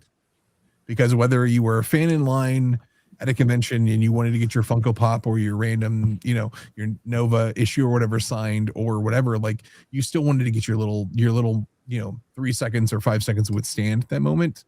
And people who are in bigger stuff, it's hard to sit there and you can't put blame on any one person when we all had a moment to do or say something, and no one was chiming in and making a big stink about it at the time, because everyone's like, hey, I got to get all my Stan Lee signatures before he passes. Right. It's pretty terrible. I have one question. How does everyone know I got my Nova comic signed by Stan? Jeez. Yeah, because I in my experience, whether I've done like security details for whether they're athletes or actors and stuff like that, on the side, and I noticed the only type of people they're always surrounded by are either people who are saying, okay, this is how I get paid, meaning I'm an assistant, I get paid by this person, so therefore let's keep them moving because this is how I this is my work, right? Or the people who are paying for him to be at an event because this is how I make money, because he's going to sign things or he's going to take pictures, right? And then the other problem is being surrounded by fans, meaning the people that are your friends are your fans. You see it probably more than most because you're around talent all the time, whether they're artists or writers, but creators. And then you see that they're surrounded only by that type of people. It's always either extreme fans but they're friends. So they want to be part of that exciting lifestyle, which, oh yeah, we're going to a show and I want to be, I'm on the inner circle and I'm always there. I'm on the inside. And then you have the people who benefit from it. And when I see that and I see it up close all the time, and I see the people who are around the athletes and all, they're like, oh, come over here and talk to this guy, meet this guy. Or you have to do this event, or you have to be here at 5 o'clock. And I've moved around all of New York, driving people around and hanging around with them. And I say, wow, like this guy doesn't have one genuine person around him. Yeah. Everybody has a reason for being there, which is either they're fans, super fans, but they somehow wind up being on the inner circle, which is what I thought. Again, I haven't seen this yet, so I will watch it because I would love to have my mind changed about certain things. But sometimes I wonder, was he, because I've seen Stan a whole lot of times over the years since I'm a kid. I have items that I've had signed by Stan when I was 8 years old, in New York City. Towards his declining years, it's always been Max that I've seen him around. Yeah. And I told you, I didn't like Max. I never liked Max, and I knew people who did private signing sessions with him, didn't like him, said that he was a lot of different things. And, and when I had that one interaction with him, I said a couple of choice words to him. You know what I mean? And for me, I say, there are things you can do to help people. You don't have to sit there and be such in awe or be a fan or say that this is how I make money, so let me keep it quiet. Yeah. And I'm not going to accuse John of that because, again, I haven't seen this documentary. I don't know what it's about. I've only seen a trailer, but I just try to figure out when, and again, I've been on a part of details watching people, how they move around a celebrity. And they're never surrounded by someone who genuinely loves. When I mean by love, I don't mean that John didn't care about him or love him, but what I mean, it's always some super fan friend or some family member who benefits from this person being a celebrity, or there are people who do make money for that guy's appearance, and they're all, that's his circle. That's where they every single day they wake up and move. That's what they're surrounded by. Yeah, It's sad. I think there's another thing, this gets into larger stuff in terms of our elder care and how our social security net and all that stuff and taking people or whatever. But then there's a point in the film where they do talk about Stan's finances for a bit, and it's a really interesting piece. And you do realize, like, oh wow, like things could have been, if there could have been a left turn, and Stan's life would have been completely different than where it was when it ended in the last like few years of his his career in comics and the industry and all that stuff. And it's a fascinating thing to think about it. But then you also realize, like, there are reasons, as John mentioned in the chat too, like elder care in this country for normal people is unattainable at points, right? And you also realize, like, for a person like Stan who has to have 24-hour care from nurses and whatever, security, all this stuff, like that takes a lot of money. And so there is a piece of, like, you have to keep that machine rolling of getting stuff signed and whatever to pay for that stuff, because he doesn't have this $30 or $50 million in a bank sitting somewhere that he can live off of. Like, he's still, elder care should be our most important thing. Like, it should be, if there's any free medical, it should be for the people who can't, do it themselves, and the people who need that. And the elderly are one of those people. They put a lot of, they've lived a long life, and we should reward them for, honor them. And it's ridiculous. It's very sad, and it's very easy to take shots at somebody and stand on your high horse. There's no, what's the saying, the famous saying, let he who has no sin cast the first stone, right? Yeah. And there's none of us out there that has no sin. Go watch the movie and then talk to me, and then we can have a constructive criticism. Talk about it. That's my opinion. Good conversation, guys. Really good conversation. Hey guys, comic books. Yeah. I want to talk to you guys about one thing real quickly, because there's a lot of people that this is affecting. And we did talk about it on the industry show last night. It was most of the show. It was a very interesting show. But this new DC Comics, I won't call it a law, because it sounds like the only people that got the info was Bleeding Cool, and they haven't sent this out to anybody. So weird. Right? I mean, I haven't heard anybody get an email about this.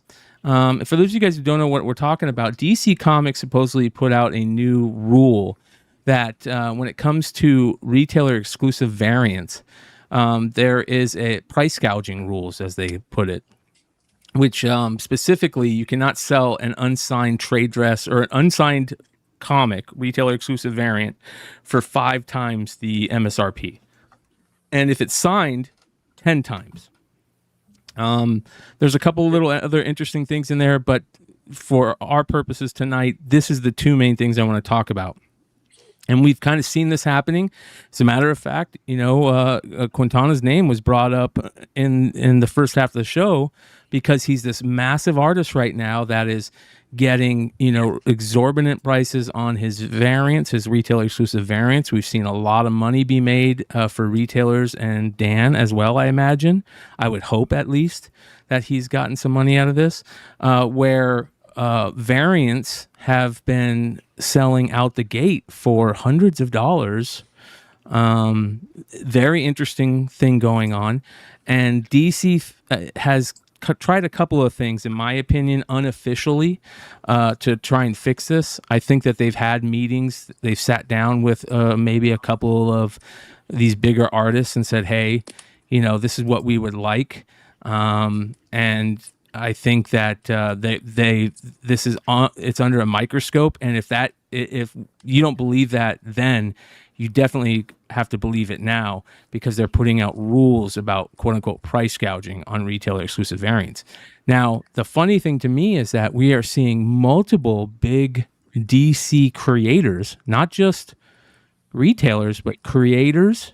And let's be honest, Jim Lee, who is, a high ranking, he's the editor in chief, I believe, over there, selling variants for exorbitant, in their terms, price gouging numbers of 5 times or more. You think about most DC variants, let's say they're $4.99 to $6.99, right? Price. So, $30 is about the level of, or more, is price gouging to them. And we're seeing Mark Brooks sell variants out the gate for $50 and $60, and these Jim Lee San Diego variants selling for $100, and it's very interesting. And the question that I want to ask the panel is, do you guys foresee anybody getting slapped on the wrist anytime soon over this? No. Not. I mean, I don't know. Well, Is it okay? So the blind bag thing. I have no look. These are guesses. These are clear guesses. Like, so there were some blind bags dropped. And Felix then there would be Comics. some of it. Yeah. So I don't. I mean, he drops them with his artists. I don't see a problem. I personally don't see a problem with them, but I see where they're going with that. I mean, we've the way some of these things have been handled, and the way some, like the craziness on the auctions and stuff, like it's clear that Scott wants this to be about fans. That Scott wants it to be about fans. Even his, say what you want about them with his comp copies and giveaways and stuff like that. When they've done the live shows, those have been the low end of prices, and they've done a giveaway like at like the clip of like literally 5 to 10 books a minute. Like, I mean, they'll slow it down, but like to where you can barely click and then click enter, click giveaway, and then you have to confirm it. If you're not in on like the first when it first pops up, you might be out of that giveaway, and there's 1,000 people in, and people will, and people are just going like that, and they're giving away, and it's nice stuff. Everything's signed by Scott. I mean, that guy's trying to build to say an absolute brand, but it really is trying to build an absolute brand. I just didn't mean the pun before I said it.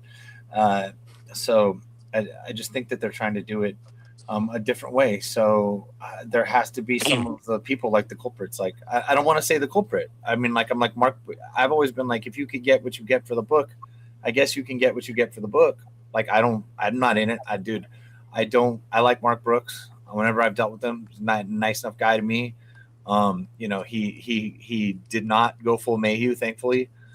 And did you happen to see the Scott Snyder whatnot giveaway that recently happened? Like the one I was talking about, the whatnot show. Yeah. Did you see where Mark? I mean, Brooks, I didn't stay online all day. I didn't. So Mark Brooks kind of put his foot in Scott Snyder's mouth, so to say, where he told people to quit complaining and maybe hit the swipe button and you'll win a book and shit like that. Like a bunch of really kind of like to continue the narrative of this us versus them, type thing. It was very interesting. Deaf. Yeah. Tone deaf. Yes. It's tone deaf. I took, you know what? I don't want to go too back. I went into Mark Brooks. I ran a whatnot show today. Okay. Whatever. And so I did 2 in the last week. Anyway, you guys can follow me there, whatever. You probably know me from there originally. So whatever. So we had, I jump in Mayhew's. The first one, they start like a really, really nice book at like $25. It goes for $25. Okay. It had like a Batman remark on it. Right. It's an exclusive. The next one is his foil. I don't know which Invincible it is, probably number 1 or whatever. Foil Adam Eve signed copy. They start off at $20. It goes for $22. Okay. I guarantee you, I mean, I wouldn't run as many as him, but I mean, I'd get I could get triple on there. Like, and I'm sitting here like, dude, you're selling like your foils are $22 for signed foils on your own stuff, and there's like 20 people in the room. Whereas I'm watching just friends of ours with like, you know, Drew with 35 people. I had 15 to 20 today. I had, you know, 15 to like 28 on Friday. And I'm like, dude, you guys, like people get mad because especially when they spent like a lot of money with you, you know, I think it should always be a tightrope. And I have found Scott Snyder to be one of the most gracious people, happy to meet fans and humans. And, you know, does he make money doing it? Yeah. But like his creative brain, and yeah, he's signing, but I'll be honest with you, that guy signs in a second to second and a half. He'll sign a comic book, you know, a little longer if he's changing colors, and he can get done. He's not an artist. He doesn't like, so he's not, you know what I mean? He's not hunched like you know what I mean? Like people are wear their hands on, they need their hands. Scott's got to type or dictate to type. I don't know how he does it, but like he's in a unique ability to sign these things, and it actually looks pretty cool. It doesn't look, you know what I mean? They're like, oh shit, it all looks the same, but it looks cool. He's got emotion down and stuff like that. So I think he's, I don't know. I think he is this ambassador. And so, and I don't think you mess with that guy like it all. And I know we've heard him say things that can't be repeated. His eyes are out there, you know. His eyes are out there. Like he's paying attention to what's happening out there and tries to do the give back things and stuff. So I don't know. And I mean, if you look at it this way, if you go 5 times the price, so if you go, so card stocks are $5.99, that's $30. You know, a trade dress, nobody really prices not too many people price the trade dress at $30 anyway. The price of Virgin at $30, you know, and then foils, I think DC's, you know, $6.99, $7.99. So that's more like $35-$40, which is not a bad, that's an okay price to sort of ask people to sell a foil at. And, you know, and so if you go a foil at $7.99, 10 times that's $70 or $80. So, I mean, they're asking people to kind of hold the line at where the line's almost kind of held by probably 80 or 90% of the retailers in the first place, as far as I can tell, because they got to sell the books. They cost a lot of money. You know, that's a great point. It's only some of like Mark, and then Mark, you know, he's got where you can subscribe to his site, right? And then you get the early access. So he's got the subscribers that get the early access that get a chunk of those books. You know, and if he's one of the people, I think him, the Mans, there's not that many people that are that much higher than that. And then if you're doing an auction, I mean, how do you say what an auction should end at? Like, is everything going to end up being auctioned? You can't run 1,000 auctions, you know, I guess you could, but how would DC even kind of regulate that too? I mean, you know, at the end of the day, they're just going to care about if you want to do a variant for the next issue at the end of the day, right? And they want that repeat business that you're like, okay, I can put up that's X amount of dollars to. It almost feels like they want less variants. It's right. Probably I mean, difficult for them as a country, as a company, to get this many requests. You know, you end up sometimes with similar covers, and like who's policing that? They don't have a dedicated employee per retailer. Yeah, this is crazy. We've like never that. seen anything. This is like just this. This is something else. So that's why they tacked on. You know, retailers pay an extra $1 for San Diego and for New York. So like, you know, they went from 1,000 to 2,000. And so I feel like they almost want less. They almost like, am I pretending to limit your prices, or they are going to limit your prices?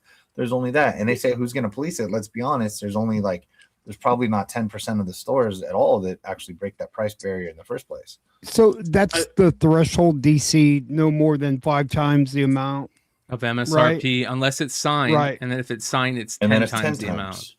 Okay, but they didn't specify whether that's per signature or, you know, like. Well, the ones that Mark and Mark Brooks and Snyder signed together, they're more than. But like, okay, say it's not signed. Say it's not signed. You're saying like, if this book is done by like a premier artist, and this one is not, and they're both the same price. Like, you see what I'm saying? Like, Oh, it doesn't equate like this yeah, new artist versus this legendary right. artist. Like So they should not be the the same newer price. one shouldn't go past that price. But what if it's a key issue? Mhm. Like, I mean, there's so many like ways Variables. around this, and I think that's DC just putting a statement out there so that they can wash their hands. And is of, it official, or did they just leak it to I don't Rich? know, man. Oh, You know, and it's just yeah. weird to Well, me. and like, is Rich Johnson even a real person? Like I've He's never been on seen the him show. in a chat before. Yeah, Rick is good. He's legit. I mean, he wouldn't post that unless he had some confirmation. So I do trust that he's received some sort of notice or he's seen some documentation. But I think, you know, one, there's really no way to police this. People are going to find a million ways to get around it. You know, selling it to somebody else who then sells it. So you have a reseller doing it and marking up prices with kickbacks on the other end. I think that if we saw in San Diego, if we saw DC not holding the line and actually selling exclusives for higher than this, then I think that should be called out, right? If we see Jim Lee or a Jim Lee exclusive that is not abiding by this alleged new policy, that should be called out, right? And I think that that's where the rubber meets the road. Like it's one thing with when you have sort of subcontractors with people doing their own exclusives and they're sort of third parties. But when DC or somebody within the DC organization, even a DC exclusive artist, if they're doing that, if they're going around, you know, this policy, especially if it's official, then I think that needs to be called out. And as a community, we need to talk about that. Yeah, my take on this, timing's interesting, right? Because it's gone. The fact that it has not been sent out by DC or Lunar to any retailers yet makes me feel that it was a leak to Rich to kind of get this like word out there. Yeah, and they will put this out post Comic-Con so that people who are these things are already in the works for San Diego or whatever, they'll say, hey, guess what? You've had 2 weeks to know this is going to come. Yep. Monday after Comic-Con, this is our new policy. Yeah. And then they'll do it. I do agree with the I think it was Lego was saying like that they want to do less. Like honestly, I mean, having 100 and something different variant covers for 20 was out of the question. The fact that they're also like limited, you can't do glow in the darks and you can't do spot foils, like that takes extra production work for the production team to put together, and no way. That's a lot of extra work to do. I've had to deal with that with the folks at Skybound, you know, like they're like, hey, this is a lot of extra work to do spot foil, but we'll do it for you just in this case because it's a special thing. So and understand how all that works. I do think in the long run it is, look, a publisher's goal is not they don't care about the secondary market. They care about the readers picking up the books, and that's book market is bigger than anything else in terms of like single issues. Even though single issues are big, the book market is a big thing. Like having worked on the publisher side, I've seen this. So like they don't care if a retailer, like they don't care that a retailer is able to say, hey, I'm going to take this book and I'm going to sell it for $50 right now. Like they're like, hey, we're selling this book. We'll give you opportunities to do your own. Like it doesn't make DC any extra money. So if they put restrictions, it doesn't matter. It's not going to change much for the end of the day, right? So I see it as being a long-term plan for them to like, we have to kind of rein this in, because also they like, this is like the dog trying to catch the car situation, right? So like, oh, I caught the car's been running, I'm going to go get it. And it's like, holy, what do I do with it now? Like, how do I put this? You can't put the genie back in the bottle. All the different little sayings you want to throw out there. Like this has gotten bigger than I think they ever thought it would be. They're like, oh, it's going to be a cool series. And it's damage control, I think, for reputational risk. I mean, that's really what it is. It's not, they can't control it, but they're just trying to do some damage control so that the backlash doesn't come from the fans to them. It'll come to the third parties, not to DC. And I do think that they don't want a burnout. Like there could be, if you're getting the burnout in the secondary market, it's like, you know, people joke about completionists. This is already impossible. Yeah. Right. Like, it's literally freaking impossible. Yeah. And so, basically. I think they've made it worse. There's no way. So I Sean. think that they want I mean by trying to cut down on variants, you don't get burnout because the story's still amazing. People still love it. It's still getting new readers. Every single book is going to an extra printing. Every single freaking one. Every single one. But right? We're on like 12, 13 or something for number 1. Right. And then you know what? Even those are selling. So I just think that they don't want to burn everybody out now and get sick of something that they love. And they're also the weirdest thing. Like this is, I think actually, Jon Bolerjack actually had a good point about like, did the absolute Batman crowd give a shit about Stan Lee? And it's like, no. Like when I've gone to shows and I've seen people like in the Dan Quintana line in Burbank, and then I see him in Las Vegas for Quintana, and they say, oh, well, who's going to be here? And I say, oh, well, Clay in. And they say, well, he's only got like 2 books. And I go, what are you talking about? He's Clayman. Like Clayman's been around for 20 years or whatever. Yeah. And he's like, oh, I'm all, you only collect Absolute Batman, huh? And he's like, yeah. I'm like, oh shit, and you're already in Vegas again. Like, and I'm like, okay, but it's a whole new animal, and especially with that Facebook group. And as far as like that Facebook group is going, they're going private Discord to try to collect money for the group. They're going to charge like, so I think they sent like their 500, like I could be overstating this. I'm not saying anything negative about anybody around here, but like they say it's so much work keeping this whole group together that they're going to go Discord. The first 500 got in free. And after that, it's like $2 a month to join the Discord. That is ridiculous. The whole group's going to be disjointed because we've seen this happen a lot of this ends in a car crash. People keep to sell this fiery car crash. So all of a sudden it's there and it's like that. And dude, you can't just migrate Facebook into Discord. It is difficult. It is not the same format. Okay. We kind of liked the format of Discord a little bit because the closest some of us could get to Google Plus that we had was basically a comic book app for us. And honestly, Discord's, I'm not really a gamer. So I got to get more. I got to put more effort into the Beyond Wednesdays Discord, bro. I hear you. We all should. We all need to. I'm just on Discord for gaming. It's funny. Yeah, and so it's just anyways, like that. People can only do one things, and especially Facebook specific. Facebook people are very. They're into the Facebook thing. They like to get argued. I don't understand it. It's probably my least favorite form of social media. It 100% is. Yeah. I was successfully Bruin Lion for so long that on Instagram, when I thought I was going to update my picture to just Big Leg on there, it changed my name to Sean Leggett. And all of a sudden I'm like, son of a bitch, I'm now part of Facebook. Right. I can't be Bruin, UCLA Bruins, LMU Lions, 2 of my colleges. So I had, that was right. And I was so happy with that in the picture of Skeletor. Right. And if you know who I am, you know who I am. And I'm like, all right, I do use it to advertise and things like that. But between that, I barely check the messenger because it's, anyway, I feel bad about that. But shout out for the super chats to Alex, who just said with the super chat, hit that thumbs up and subscribe, friends. Thanks. Appreciate you, bro. Make sure you guys go check out Art Kotick on social media and eBay. Shout out to our boy Chad Cave with the super chat, who says, shilling from a Clay San Diego Comic-Con, my cardial infarction. Thank you, brother. I'm actually starting to walk at night. I'm doing my week before San Diego Comic-Con mile walk. So I do a month before. Week before. Back up to speed, baby. Let's go. But real quick, but they're also already trying to slow down how many variants are coming out by upping the print minimums, right?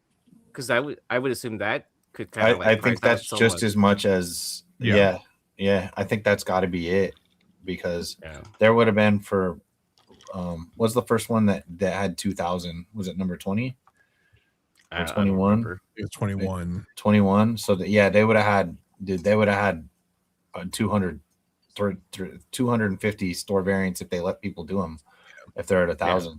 Also, speaking of variants, let me show right now. Hey. Wow. Hey. Dude, that's gorgeous. Dude, I told you. The best one by the bro. best I need guy. to come to your booth first when I get into San Diego. Yeah, I'm sorry. I didn't mean to hijack this, but look, I mean, it's perfect timing. Why that? Drop the link. Drop the link. No, I can't. We actually we'll do a link on next Wednesday during the show. Bro, it's a joke because there's no show next. Wait, week. we're doing a show? No, I was like, guys, that would be a preview night, dude. I love you guys. I'm not giving up preview night. Yeah, so we, of course, and also like we went. It's funny too because like we decided to do this book, and we were lucky enough to have Joe wanted to do it with us, and you know, they were like, hey, by the way, this is how much your print runs, and they also like we're not doing glow in the darks and we're not doing spot foils anymore, and I was like, OMG. So we jumped in like when they increased the prices, they increased the quantity, and then they removed like treatments. So crazy, but I think it came out pretty awesome. Trade dress, by the way, trade dress. We're gonna do the crazy price, $15. Amen for you guys. Amen. Oh, I'll take 10 of them. This is the foil, by the way, because you don't get to see the eyes. I like the right? trade dress, dude. The trade dress looks so good. Eyes. Yeah, the Joker eyes are hidden. And I mean, the foil is pretty sweet. Oh, there's okay, I got you. Yeah, I was looking at Harley's eyes. I was like, the Joker, yes. Oh, that is badass. This is the banger. Like, could you imagine if this was spot foil? If this was spot foil, bro? Oh my god. Oh, that's still pretty sick. Is it cardstock? Yeah, they're all cardstock. They're all nice. They're so pretty. These copies are so sick. But the Virgin is a foil, right? Dude, Virgin's a fucking foil. nailed it, dude. Yeah. Who are you working with on this project? Roops Comics. Oh, by the way, too, I just want to say this too. This is a funny one for it. So I'm going to charge because this. I'll pull it on the screen. Because Joe signed this 1, 2, 3, 4, 5, 6, 7, 8, 9, 10, 12 times. I'm gonna sign this. Oh shoot, his signing charge. He didn't charge me anything, so it's a free book. Oh wow! No. That was our pencil one. That was our test, but giving that away free, huh? Well, You're listen, charging 120%. big shout out. Yeah, big shout out to Chris. That's obviously called the Mark Spears treatment, by the way. Yes, it There's is. There's not another way to describe that except the Mark Spears. I love Chris Roop. He's one of the best in the business. He's a cool cat. I just love being around him. His knowledge. He's a cool guy. He's got so many stories, and he's got great deals on comics, and he's got a ton of them. But I love watching his freaking social media pages because you get moments of him shooting guns. What is going on here, Chris Rupp? I've seen multiple times of you learning how to shoot a gun for the first time. What is going on here? But I do know this: he is close to the lunar site, so he can go pick up all the variants that are going to be at San Diego Comic-Con this year. Bro got his own forklift. Mm-hmm. Oh yeah, he's got a forklift. He's got all that stuff. It's pretty crazy. It's awesome. I don't know if I aspire to be that or not. I thought I did, but Jesus. I will tell you. I got a golf cart. His warehouse has a basketball hoop on the top floor. It's bonkers. There's a conveyor belt that can move. Dude, we'll get you out there at some point. It's wild. I would love to go out there. It's expensive out here, man. Guys, can I just say one thing as we lead into San Diego Comic-Con this year? We just saw the most expensive interior of original art ever sold this last week. I was going to talk to you about that. Talk about this. I've heard multiple things about this. A couple sales recently, and then this sale right here was crazy, bro. This beat the Secret Wars 8-page, which everyone sort of thought was an outlier and an anomaly because it was kind of when crypto was going off the chain. Everyone thought, okay, maybe it's a crypto bro coming in, but this thing, man, there were at least 5 bidders above $3 million. 5 different bidders above $3 million. For this Look at the condition, though, man. Beautiful. I mean, this is, the rumor is the cover doesn't exist because the covers at this time, a lot of them were repurposed and just destroyed. And so if there's no cover, man, this is like the definitive, most important Iron Man page in history, right? There's only 13 pages total with Iron Man on them or 13 pages from the issue. So one of 13, it's a who's who of collectors who have these things. You guys know a lot of these guys, Dinesh, Fish, Yeah, when do you guys show it on your next show? And I would love to find out who won. No one knows yet. It hasn't gone public. Crazy. John's like, it's me. No. Robert Do you love Downey. on Heritage though when you go to see these items that have sold and they're like, make a bid, and it's like, Yeah. they Yeah. have it ready for $4 you. million. I'll give you $4.2 million. It's what's usually the way they do it is it's like they do it by 20% of the closing bid or 25% or whatever it is. That's their first offer that you can make, and then from there it's like people can't make a lower offer than that. Like it's always incrementally more than the last offer. It's so crazy. Hey, Mike, do you sell, pages as well, like on these type of big auctions? I do submit artwork for sometimes. sale? Yeah, there's sometimes I will, but usually it's only if I'm buying something else, right? Like, so I'm not really a big seller of artwork. I like it and I keep it. But it is something that I will pick up. I picked up, I was just telling Music Pub today, this finally came, I think I told you guys a while ago, but this is the X-Force 11 domino reveal, right? Nice, dude. Oh, I'm so excited. I've been paying this thing off for like 4 months. Wow. We are, if you're is that- in San Diego on Friday, we do our annual art panel. So Friday at 2 to 3, we've got some pretty cool people showing. Swag's going to moderate for us. So Swaggle House will be there moderating. We've got Dinesh showing up. Chris Bailey, if you don't know Chris, he's a private collector. Friday from 2 to 3 upstairs in 23 ABC. And Yeah, then you're the reason mentioned I went to before- that panel last year, Mike. You're the reason I spent all that money, dude. Well, guess who's going to be? I told you guys this, but Brett Bean is on our panel this year. Superstar freaking artist Brett Bean is coming to our art panel and on the panel this year. Awesome guy. Bro, so if you guys are around, come see Brett and the crew. We're going to have a lot of, art that you can check out in person. We always do a pop-up art exhibition. So great time to meet some other art collectors and come see what original art's about. Yeah, you guys did such a great job last year, the way it was Thanks, man. put on, and it was really interactive. I wasn't surprised, but I enjoyed how many people had questions and came up to the mic and asked you guys a lot of questions, and it was probably like one of the out of the panels that I've been to, like one of the most interactive, and I thought it was really good. Yeah, and this year we're going to leave more time for question and answers. I don't know if you remember last year, but it was like we had a line and we still didn't have enough time. So this year we're going to make sure we leave more time. That's awesome. In New York, we had a great panel. I think we had, I don't know. I felt bad because this is true. We set up for our panel. I walk in the room and it's a big room, and I was like, oh crap, James the Fourth is here. Tynan was there right before us. And there were like maybe 20 people in that room. I thought our panel was going to bomb. We showed up with like 150 people come to our panel right after. So awesome. it was good. So we'll do it again in New York if we get approved. But San Diego, this is our home. It's the mothership. So come check it out. We've got some good giveaways. What room again? Where's 23 that, ABC. Yeah, 23 ABC.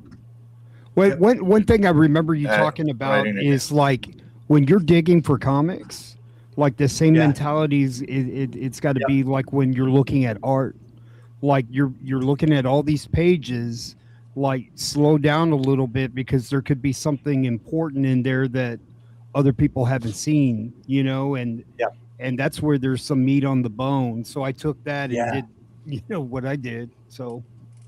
Yeah. Well, and that's it. Like, guys, when you're out digging in comic shops, like you should be asking these guys, like, do you have any original art? Right. Like it's really, really important to ask that stuff because you would be shocked at the stuff that you might unearth. Like there's guys who, 20 years were at a show, they picked up a page for $20.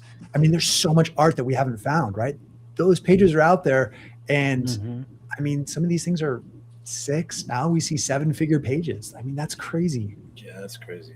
Yeah, so wasn't there a piece that just recently got found or something crazy that dude, there's insane stuff. Dark Knight Returns pages, that were found at like estate stuff. I mean, there's all sorts of stuff. I saw the first stuff. appearance. I'll tell you one that I just recently saw that was fucking crazy to me. It was the first appearance of Chewbacca that was found. That just popped up. Bro, that was fucking sale. crazy. At an estate sale, somebody found the first appearance of Chewbacca at a fucking estate Star Wars sale, 2. dude. Yeah, Star Wars #2. And it's a good page. It's like the page. It's like the best page of that book. Yeah. That's wild. Wow. And did it Prime Chewy. asking about a good backpack for San Diego. What Prime, are you looking for comics or for art? Because two different types of backpacks that you would want. that Jim Lee backpack's Mike, really good. Love that backpack. Mike, how do you heavy. how do you like preliminary art, like preliminary covers, or Yeah. What do you think about that? It's a good question. I think you should never pay published prices for preliminary art. First of all, like know that it should be a lot less, but it is really cool stuff, and it's definitely starting to catch on more. I think it's undervalued in a lot of situations right now. I think the big question with preliminary stuff is how many prelims are there for each piece, right? So you don't want to find like, I got this preliminary piece, it's the preliminary, and now there's like 5 others that are out there too. But if you look at somebody like Liefeld, right? Liefeld's prelims, we call them sort of pre-published, but he draws on these like little tiny sheets, and then they Xerox them and lightboxed them. So those prelims to me are not like your normal prelim. I own one of those. It's traveled all over the world with the model exhibits. So, we have someone we know has a New Mutants 98 prelim. And I remember you said that. It's a CBCS like authenticated. Yeah, it's awesome. 3 sticks. Yeah, because years ago I grabbed a preliminary cover from an artist named Scott Collins, who did an Avengers Invaders crossover. He did a book. really good G.I. Joe cover too. And I bought it directly from him. So he was telling me this is the actual, and he said there was only one preliminary. He said I didn't have to do this 5 times. He says I did this one prelim, and then when I realized, okay, this is where I want everybody, this is how I want it done, and then he did the cover. So I was like, I'll grab this, I think it's such a good way to start dabbling in original art. Like if you're a comic fan and you want to start grabbing some cool art pieces, those are great. People talk about how expensive it is for art. We see these big sales and it's like, oh my gosh, I have to be a millionaire to buy this art. That's not true. Watch like the Heritage Wednesday weekly auctions or like the Comic Link stuff. That stuff goes low, and you'd be shocked sometimes at how low stuff goes. I mean, guys pick up pieces for like $60, $100, there's really good deals out there. Yeah. I want to give a real quick shout out. That's it. Part, I want to give a real quick shout out. Comic covers nobody wants. To Mike Choi. Mike Choi put out an image that he did in ballpoint pen of X-23. Yeah, that was just fantastic. And then this person colored it and did amazing. Like they colored it, and it looks gorgeous. And of course, Mike Choi is known for his X-23 art. And he's a bad dude, man. Oh, he is a badass, man. He just showed a post where he got sent the new Messiah Complex omnibus, and because he worked, he did so much work on that storyline, and that storyline is one of my favorite all time. And I don't know if you guys are watching X-Men 97, but X-Men 97 is so fucking good. Did you see today's episode? Bro, Cable is a bad motherfucker in that fucking series, dude. Watch today's episode, the one that just dropped, like at midnight last night. It is like dripping nostalgia. Like my favorite episode so far of all of the X-Men series. I'm a week behind. I missed last week because my wife is now she's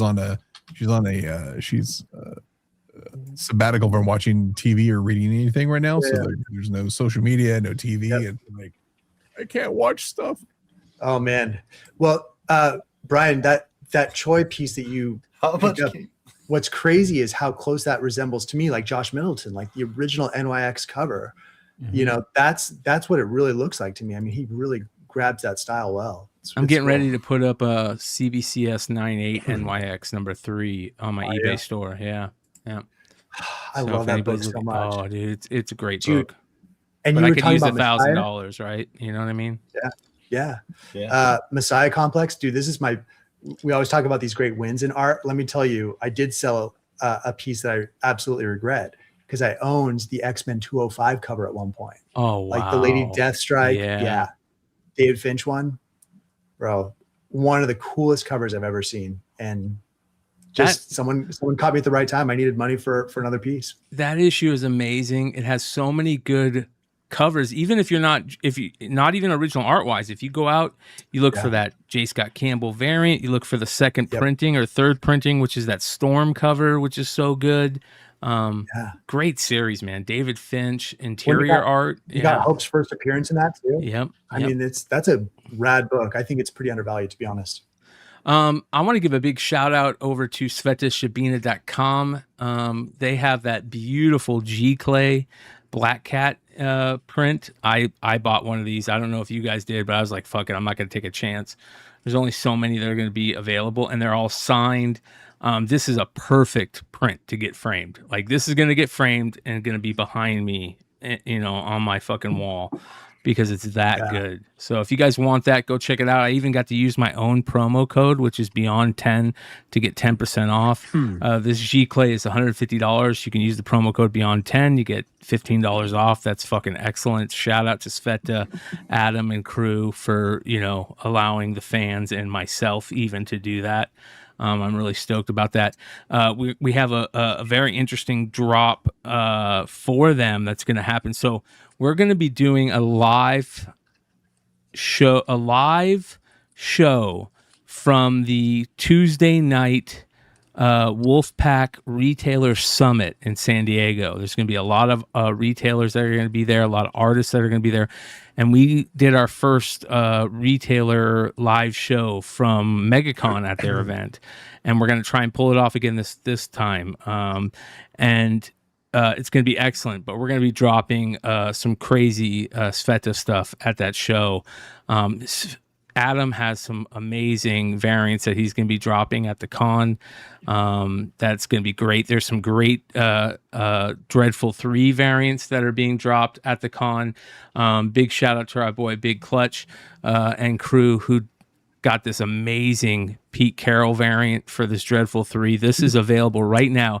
If you guys want to try and get some of these before the con, these will also be available at the con, but just for you guys in the live chat, if you guys want one, you guys can pick it up. The trade dress is $25, the virgin foil is $30, and the virgin metal is $75.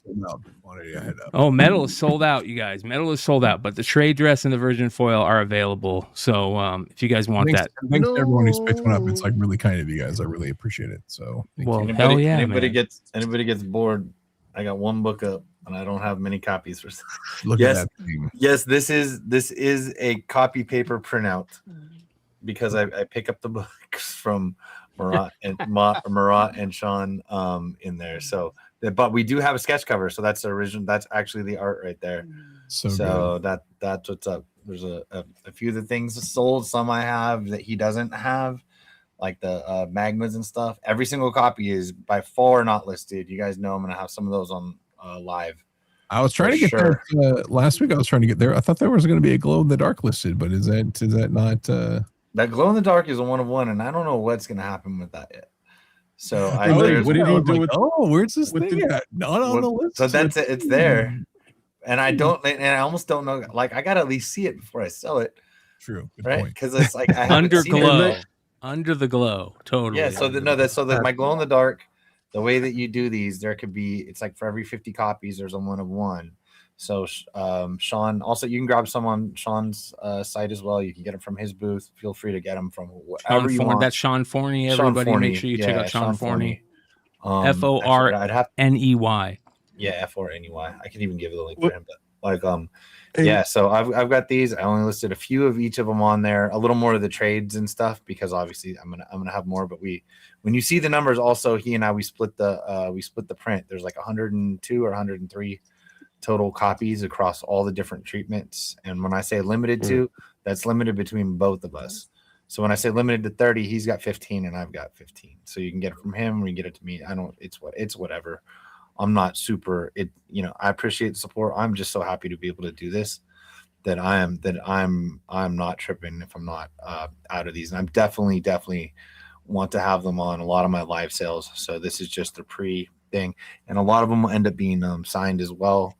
So, and to be honest, this is the cheapest you're going to get it. Like, if I do these live and I do auctions and stuff, they're going to go for a lot more. So I know how these things go. I sell a lot of poo. I bought it. This is this is not it. This is a printout. This is a printout, but like he did this first, and I was like, hey, dude, let's do you know, because you're limited to so many covers and trying to get to 100 and all that stuff. And I'm like, dude, let's do it. Let's do the sketch cover. You actually drew this. So, you know, this is not a digital lack of, you know, some of the poos are a little lighter on the background, or they'll just an homage to something that's popular, you know, whatever. Teach, not dogging any, but you know, Sean went out and did this stuff, and I was like, I would like to buy that, sir. So I said I bought it. I haven't paid for it. You can call him, but I'd be pretty sad. So yeah, I want to run through a couple of things before we get into New Comic Book Day. We've been talking about these Yosh collectibles, quote unquote posters, these 3D printed posters, and they finally did a Absolute Batman one, which is fantastic. I don't know if you guys saw these, but these things are fucking great, and I still need to get somebody that can paint me one. For China? Is that? Anybody can print them. I think all you need is a 3D printer. And if there's somebody out there that's willing to 3D print them and paint them, they could make a ton of money off of them. The painting is the thing that is really the issue that comes with these things, man. Like, you gotta have someone who's really good with an airbrush and all that stuff, because it takes time.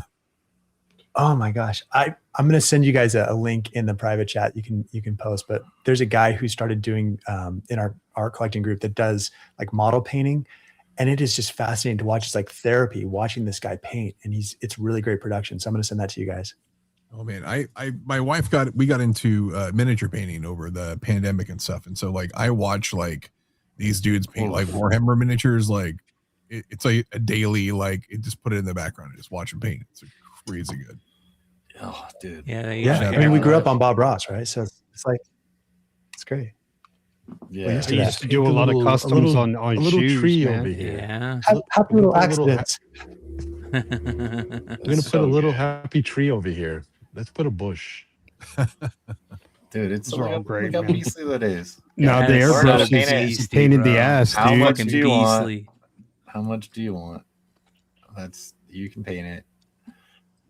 I retired from that shit, man. I don't want no part of the airbrush anymore. Shout out to Jay Gonzo. He says there's a couple variant covers that are going to be available at San Diego Comic-Con that I'm going to try and grab. Hopefully, I would love to get each one of these. This one, I don't know what this is for. He says you can sign up to be notified for the crowdfunding, where you can order my cover at the link in my bio. If you're going to San Diego Comic-Con, ash cans are available at booth 4039. I'll be there signing Friday from 1:30 to 3:30 and Sunday 3 to 4, plus a panel at Saturday 2 to 3 in room 9. And then there's another one. Look at this one.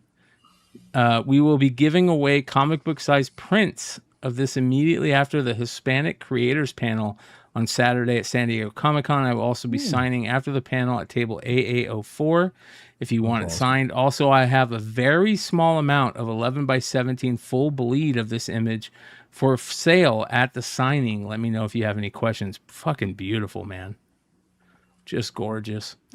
And then Will Jack, look at this. This is my Boom Vampirates exclusive for San Diego Comic-Con. Limited to 250 will be available at KRS Comics booth 734. So he's going to be there, I imagine, signing. But look at how gorgeous this is. Joe, are you going to do it or am I? I think I should start charging for the mamas, dude. What do you think, dude? You know, like if they want me to like me to plug their stuff, dude, like they can reach me on Instagram at Red Hood, you know. $10 per mama. Honestly, that would be amazing. Because you know they get a push when I start. Oh my god! When somebody starts fucking using a mama in promotional material, we know it's happening. Hey, bro, like you know it should be called the Campbell, man, because that's when I first started like mama. Yep. Fucking A. Brian, I just dropped in our group chat the KRS exclusives. Clearly, this one was revealed after, but if you want to see the what they've got going. Oh yeah, they got a lot of good yes, my homies. I loved how the first thing to sell out was at MegaCon was Tony Trophy's book. Oh yeah. We're like, yeah, buddy, get it, Tony. I love that one right there. That Tomaselli with the green. That's pretty sick. Yeah. Beautiful Tomaselli, Sweet Death, and Wonder if Natalie ELM is gonna Sanders, make it bro. out. Oh my That God. Natalie's gonna be. That's cool. That is the one book Yeah. that I hope I get at the con. Is that Natalie Sanders? Both Natalie Sanders are gorgeous. It's only one book I want is that Joe Benitez, dude. I don't give a shit about any other book. Yeah. I feel like that's gonna be one that won't be as hard for you personally to get. You might know somebody. There is also. I thought this was pretty fucking awesome, dude. 3 moments of the GOATs this week that happened. This was so fucking cool. If Todd came up with this, even more fucking, like, we'll glaze him even more for this, but whoever came up with this was such a great idea. This is amazing. Check this out. Oh, are they not going to let me play it? What the hell? Why does it keep doing that to you, I dude? don't know, dude. Let me see here. Hold on. Let me go to here. Like, does YouTube know who you are now, dude? Like, what the hell, bro? Buddy, I don't know why it won't let me play this. It's pretty disrespectful. But basically, he hand delivered this. Somebody ordered the San Diego exclusive to him, and they live near him, 3.5 blocks away. And he said, "I'm gonna hand deliver this." Dude, that'd be crazy if he was driving, holding the books like that. He's just driving with his knees, bro. Look at this, dude. Dude, he went to their house. Bro. He showed up Yeah, at the this is house. Oh my Get the gosh. hell out of here, dude. Was he wearing shoes? Because that's Still a tough rad. one. Yeah, bro. I saw those videos. He wasn't wearing shoes. I'm not gonna make the joke I was gonna make. Look at this, dude. He's even got Let the him fucking. in, dude. He's even got the Have a couple of Batman beers. Spawn shirt on. That's pretty No awesome. way. It's awesome. This is Phone one in of the back coolest things pocket, I've ever seen. That's I don't give a fuck about anything if I've ever seen it. Dude, Todd Todd is one of the coolest people in comics still. Even though he's like one of the older cats, he's still one of the coolest people in comics. Yeah, nicest guy. I've The only- never seen anybody do that So shit. this is the That's greatest fucking thing. amazing, dude. I only have the one issue. How in the living hell is that a San Diego Comic-Con variant? Okay, let me It ask is something. sold out. It's not at the con. It is called his San Diego variant, right? If And- he did this and he came to my house, do you think he'd be pissed at me if I said, "Hey, bro, I got a fucking blunt in the backyard. Let's go fucking smoke a blunt. Come smoke a blunt with me." Like I would have to take that shot, dude. Turn the cameras off. I don't do drugs. I'm on a natural high. Dude, I give him a marker and I tell him no to start drugs. drawing on the wall, dude. Dude, no, for real. Seriously. Sign my door. Yeah, no Sign shit. everything. You draw a Batman really cowl might. on my door. I really might. Oh, he dropped that card. Oh, it looked like a dude pitched a deuce there for a second. No, I would want him on the back like, of my what? door to write Todd McFarlane was here. That's so cool, bro. That was fucking Guys, awesome. I've got this buddy who has one of the coolest Spider-Man original art splashes I've ever seen. And his only goal at San Diego this year is to figure out how to get Todd to sign this thing. And so we're going to do a video about hunting down Todd McFarlane. Oh, That's God. we're going to see if we can pull it off. That'd be a good doc, right? Wouldn't that be fun? Finding Does Todd. Does The hunt for Todd. Does he have? Is he gonna have San Diego actual He's gonna be signing at San Diego every day. actual San Diego releases? Yes. I used every one of my bids to get him Todd access. You know who could play him in a movie? Is fucking Christian Bale, dude. And he would Oh, you're dead. and Yeah, and he right would about that. fucking nail it, dude. He would. That's actually a great idea. Fuck Get like yeah, Matt dude. Damon. They He made just the played Image Al- movie, bro. He just played Al Davis. He could definitely do Todd McFarlane. You could I do haven't this seen- anything, dude. This is funny, dude. I had a eBay live sale on Sunday night that I'm going to be packing books for tomorrow morning before my card sale. But one of the books I sold is the Alamo Drafthouse Spawn book. And I told some funny stories about how we went to the Alamo Drafthouse and after we got our books signed by Todd, and we bullshitted with him for a little bit, we went to the bar and we sat at the bar and we got some food and some drinks. And Wanda came over and started shooting the shit with us. And Solo Wookie, who's in the chat right now, was fucking on point, dude. He was asking her some of the best questions. And one of the stories she told us was how he would fly on planes and forget his shoes. He would get to the fucking thing and be like, "Where are my shoes?" And he'd have no shoes. He would do a meeting, he'd have no shoes, and he would fly back on the plane with no shoes. You know what I mean? So that shit's the truth, bro. Bro, they should nickname him Die Hard, dude. Make fists with his toes, bro. You know what I mean? Well, speaking about goats, we got a couple more here. Rob Liefeld announced penning a new Evangeline series. I saw that, dude. Yeah, I have a full run of Evangeline with almost all the variants. I think that I'm gonna put up for I've sale got all now. the chromiums. Yep. Dude, like I pick up all old, just random Liefelds that I know nobody will pick up, but to me, that's what I like doing now. I hope he's gonna be at San Diego, man. I really is. hope he is. He is. He's signing at the Hot Flips booth. Good, awesome. Yep. Wow. Wait, That's who- one of my who are you talking goals about? is to hopefully shake Liefeld. his hand. Rob? Yeah. Oh yeah, dude, he'll alternate in there with Marat if you hang around long enough. Yeah. Yeah. There's only two. And actually, if you go preview night, just hang out at Artist Alley. He's usually walking around looking for art. Yeah, you just see him wandering around. That goes for the cons in California too. Yeah. I've just seen him just like, oh, there goes Rob at WonderCon. Yeah, he It's not always like says, he's not even signing anything. he you always know? says San Diego and New York. He talks about it on his podcast. Those are the two cons he does every year without fail. Yeah, New York was signing, and then Marat actually introduced me to him. Now, these guys are so important especially without Stan Lee Yep. as being the ambassadors for the hobby, you know, and it's so good for them to, you know, especially seeing Todd go to somebody's house and Right. just continuing to level up what it means to be the face of the hobby. I mean, it's just great, man.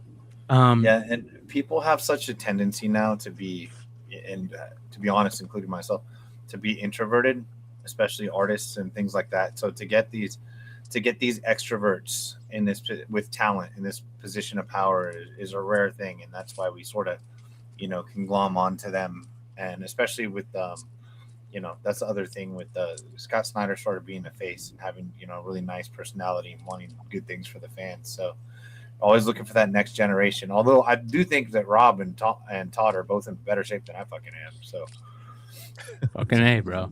And then finally, the third goat. This is Jim Lee. Did you guys see this? Where I saw this. This was so cool, bro. And it's probably gonna. Nope. Here we go. Check this out.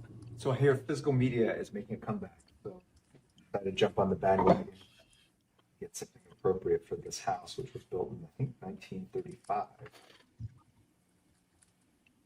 is he in Hollywood?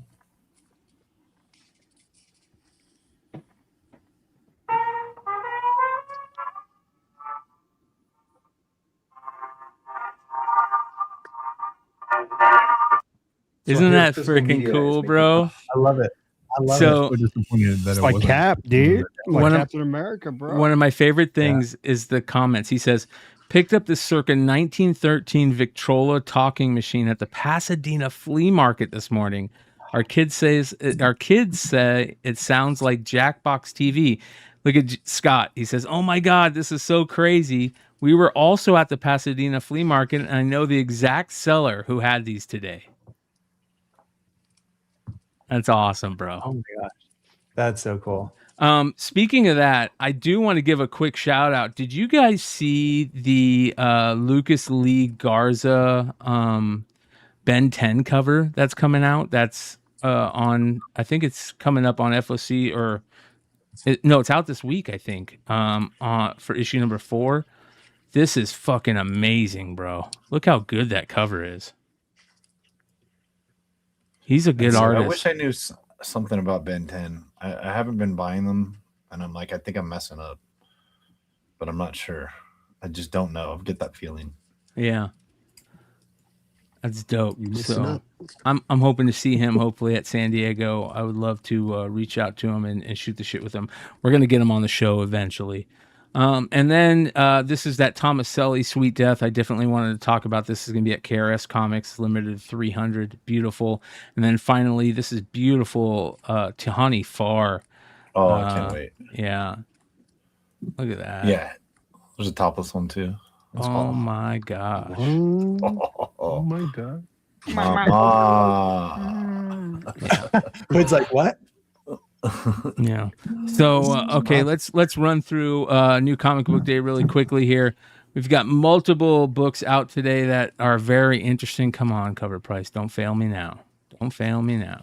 What's going on here? There we go. Assorted Crisis Events has that really good Invincible cover. Yeah. That's cool. Take on Crisis on Infinite Earths. Yeah. Beautiful trade dress. Great job on that. Next, Dork number 6 is out. I really like this blank cover. I think that's cool. The regular cover is cool. I haven't read it yet, but Dork has kind of changed a little bit. Issue number 5 was a lot different tone than the rest of the series, and I'm looking forward to seeing what this is about. Did you see Brett Bean doing having the Muppet puppet, whatever you want to call it, of him and answering questions and stuff from the fans on like Instagram Live? I love that. No, that would be great. No, he's doing it. Yeah, he's playing a character. That's I only saw a awesome. couple minutes of it because it looked like it was maybe an hour or something. I think it was on Instagram. Likable. It's amazing. He's a funny guy. He's the best guy. He's a funny guy. I think he's done stand up and stuff. He's I'm not like I don't believe famously, but I mean I believe he's funny. How? Can't wait. Next, come on, Cover Price. G.I. Joe number 24. I can't wait to read this. Beautiful 1/25 cover.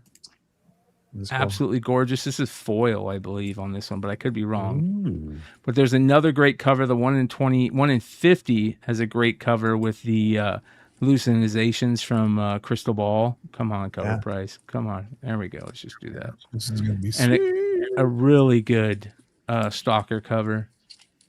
Man, those Crystal Ball hallucinations are so wicked. Yeah, those are cool. It's I would have liked to have seen the main cover do like a die cut, you know? Yeah. Been neat to see. Or even lenticular. Yeah. Next, Invincible Universe Battle Beast number 11 has a lot of great covers, but this one was very interesting. Shout out to Rabbit Comics. This is a Virgin Foil Limited 800. Katarina Mozzie. Yeah. Look how beautiful that is. Well, I'm gonna have to blow them up. 1 second. I gotta show you the other covers from the previous ones. That's cool. Very old school Japan scroll, historical rice paper art. You know what I mean? Like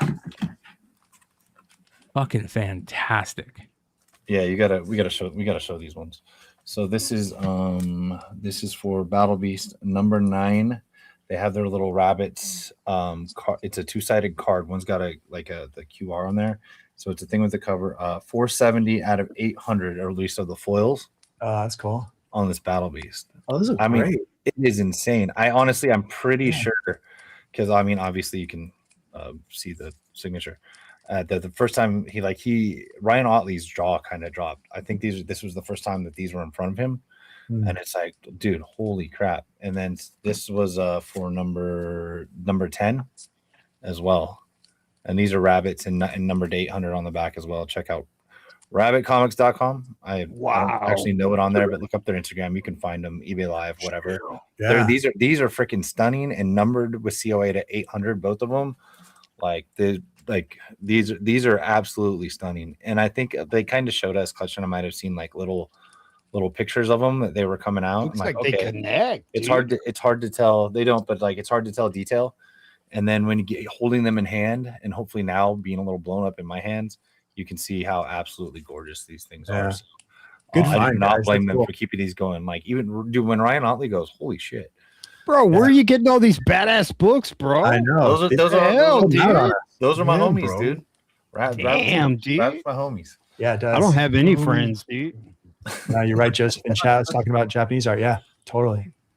Yeah. Something Epic has that really cool Scream. Scream homage. cover, yeah.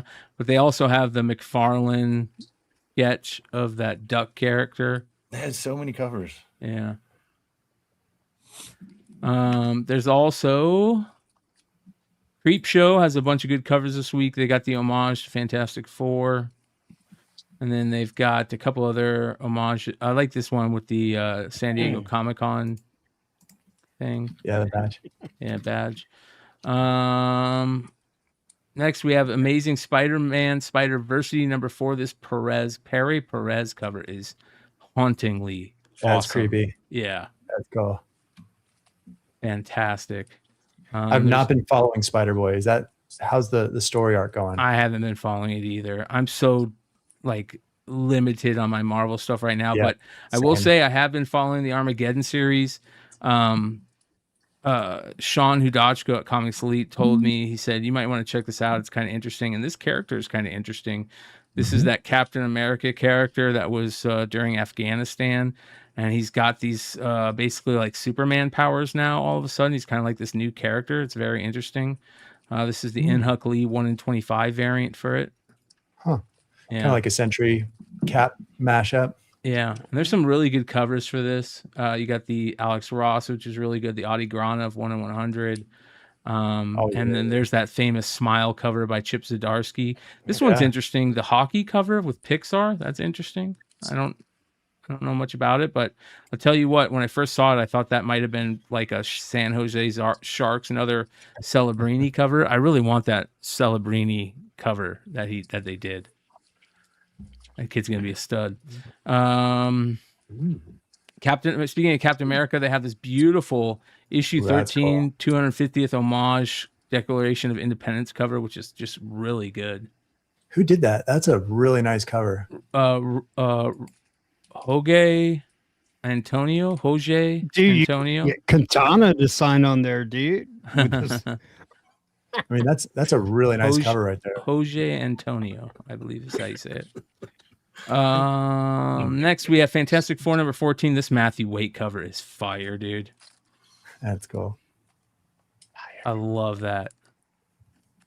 And then there's a couple other good covers for this. Of course, you got the Nakayama. This is Aaron Kruger Daredevil cover is interesting. This Ramos cover, Humberto Ramos cover is really good.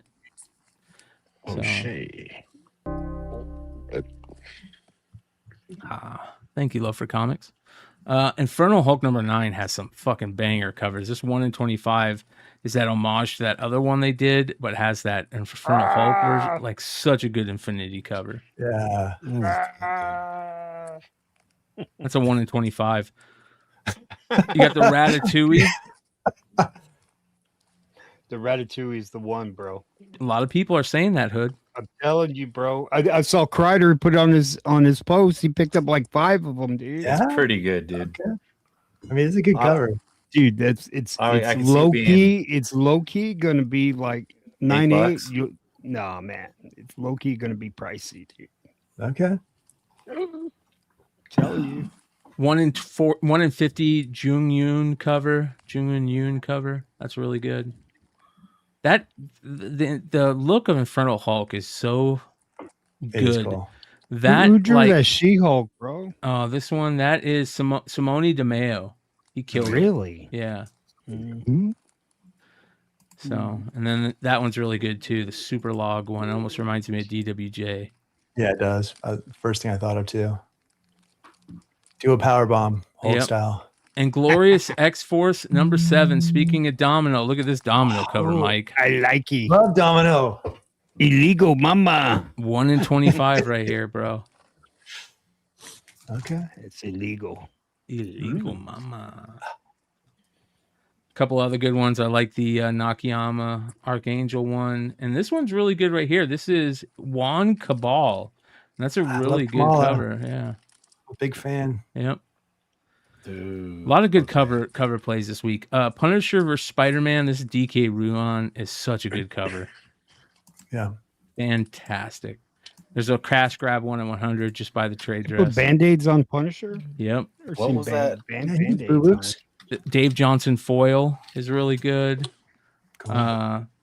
There is a John Jang, and then this one's really good. This Uribe. There's a really good one, right? There's a couple good ones. The Portasha. This Netho Diaz is really good though too. So that's Punisher, Amazing Spider-Man #1. Get that Dave Johnson foil for sure. Silver Surfer number 5 facsimile 1 in 25.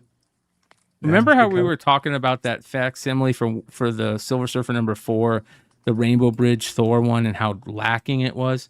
This is an example of what you want for the 1 in 25. This is fantastic. This is better than the regular. Here's the regular, you guys. Regular is old school good, but this is fucking fire. Oh yeah. Dude, can you imagine if that's what the cover was when it came out back? Well,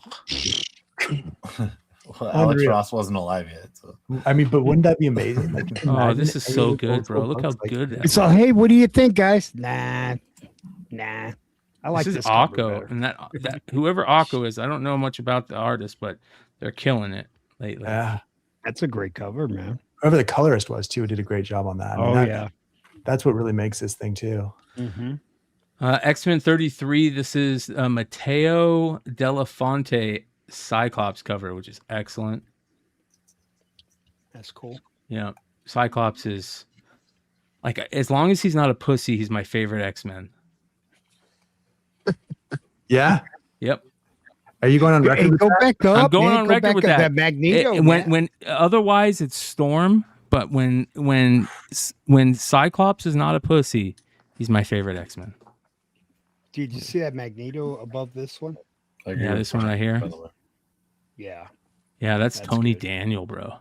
Yeah, that's good.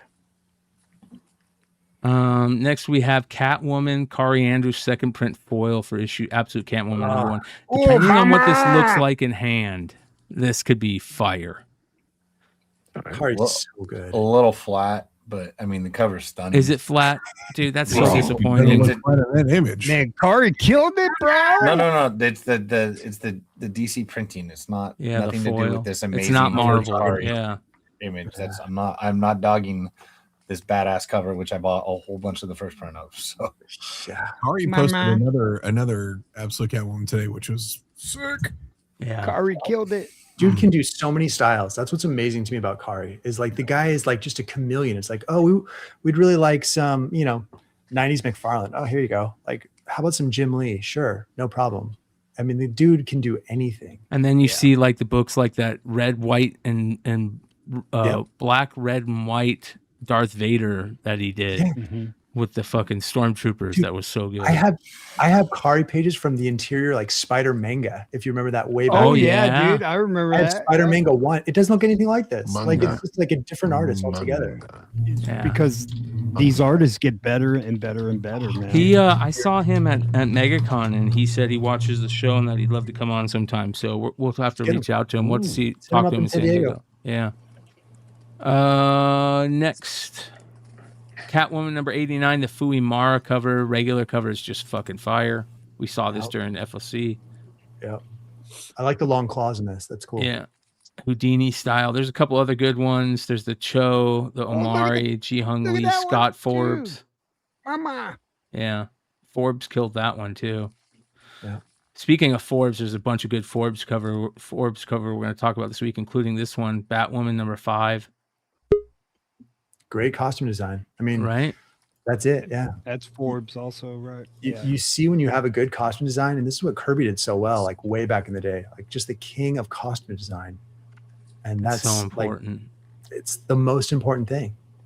Dark Knights of Steel number 2.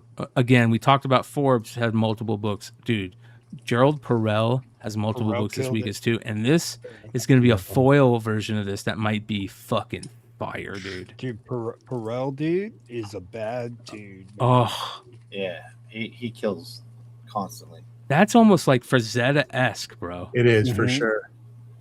Yep. Yeah, Longshort's been like, he's a big fan of Perel and like went down the rabbit hole on a lot of his stuff. Man, he's been around for a while, man. He's never really gotten credit for a lot of great pieces that he's done, man. This is impressive. Did anyone grab this? I didn't. I didn't get a chance to go to the shop today. Yeah, I'm gonna go look for it tomorrow. I like this one a lot. There's a couple good covers too with this. There's the Paratori cover, the foil. Get the foil. I even like this one. Like, could be interesting if depending on what it looks like in hand. It's got that old school parchment feel to it, you know. Yeah. So, Great series too. I love the idea. Elseworlds Tale like that.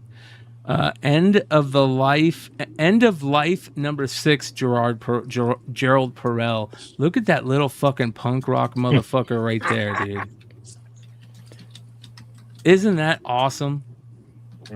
Dude, we were in an elevator with that guy in Baltimore, and then end up going to Little Person Wrestling at a strip club with him, while he stayed up for hours talking to John Z about snorting coke. About not John, and then so talking to John Z about what's that TV show with Little Women Atlanta. No, it was like it's Supernatural. Oh yeah, John was a big Supernatural fan. Talking about Supernatural. They ended Dude, up. my wife's been watching Little Women Atlanta. You ought to see that shit, dude. 'Cause these motherfuckers come out in that shit, dude. That shit's cringeworthy to me. I get embarrassed for him, dude. Oh, bro. So that book is excellent just for that dude right there, man. That's cool. Reminds you of like Jackass or something. Right? Dude, Lobo. totally, dude. Chloe Brailsford killed That's this. cool. Yeah. That's cool. Good. Fantastic. And we looked her up when we saw this on solicitations. Great artist. Added her to the list. A lot of good Lobo covers this week. You got the DWJ. No, it's Sanford Green. Sanford Green.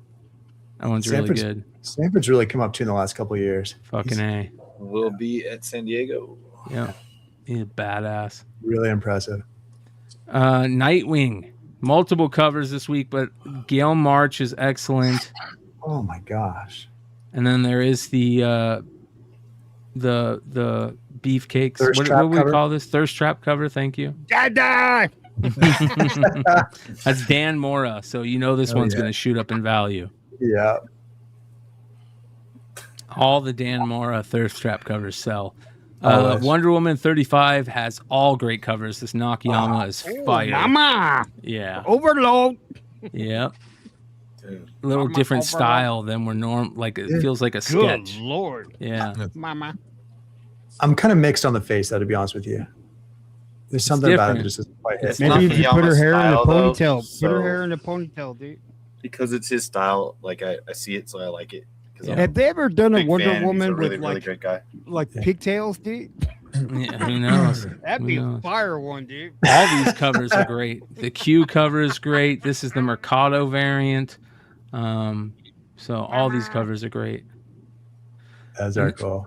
Sonic the Hedgehog has a really good old school Sega cover. Like that feels like an old school video game Yeah, it cover. does. Good. Yeah, Sonic the Hedgehog versus Godzilla. Yeah, dude.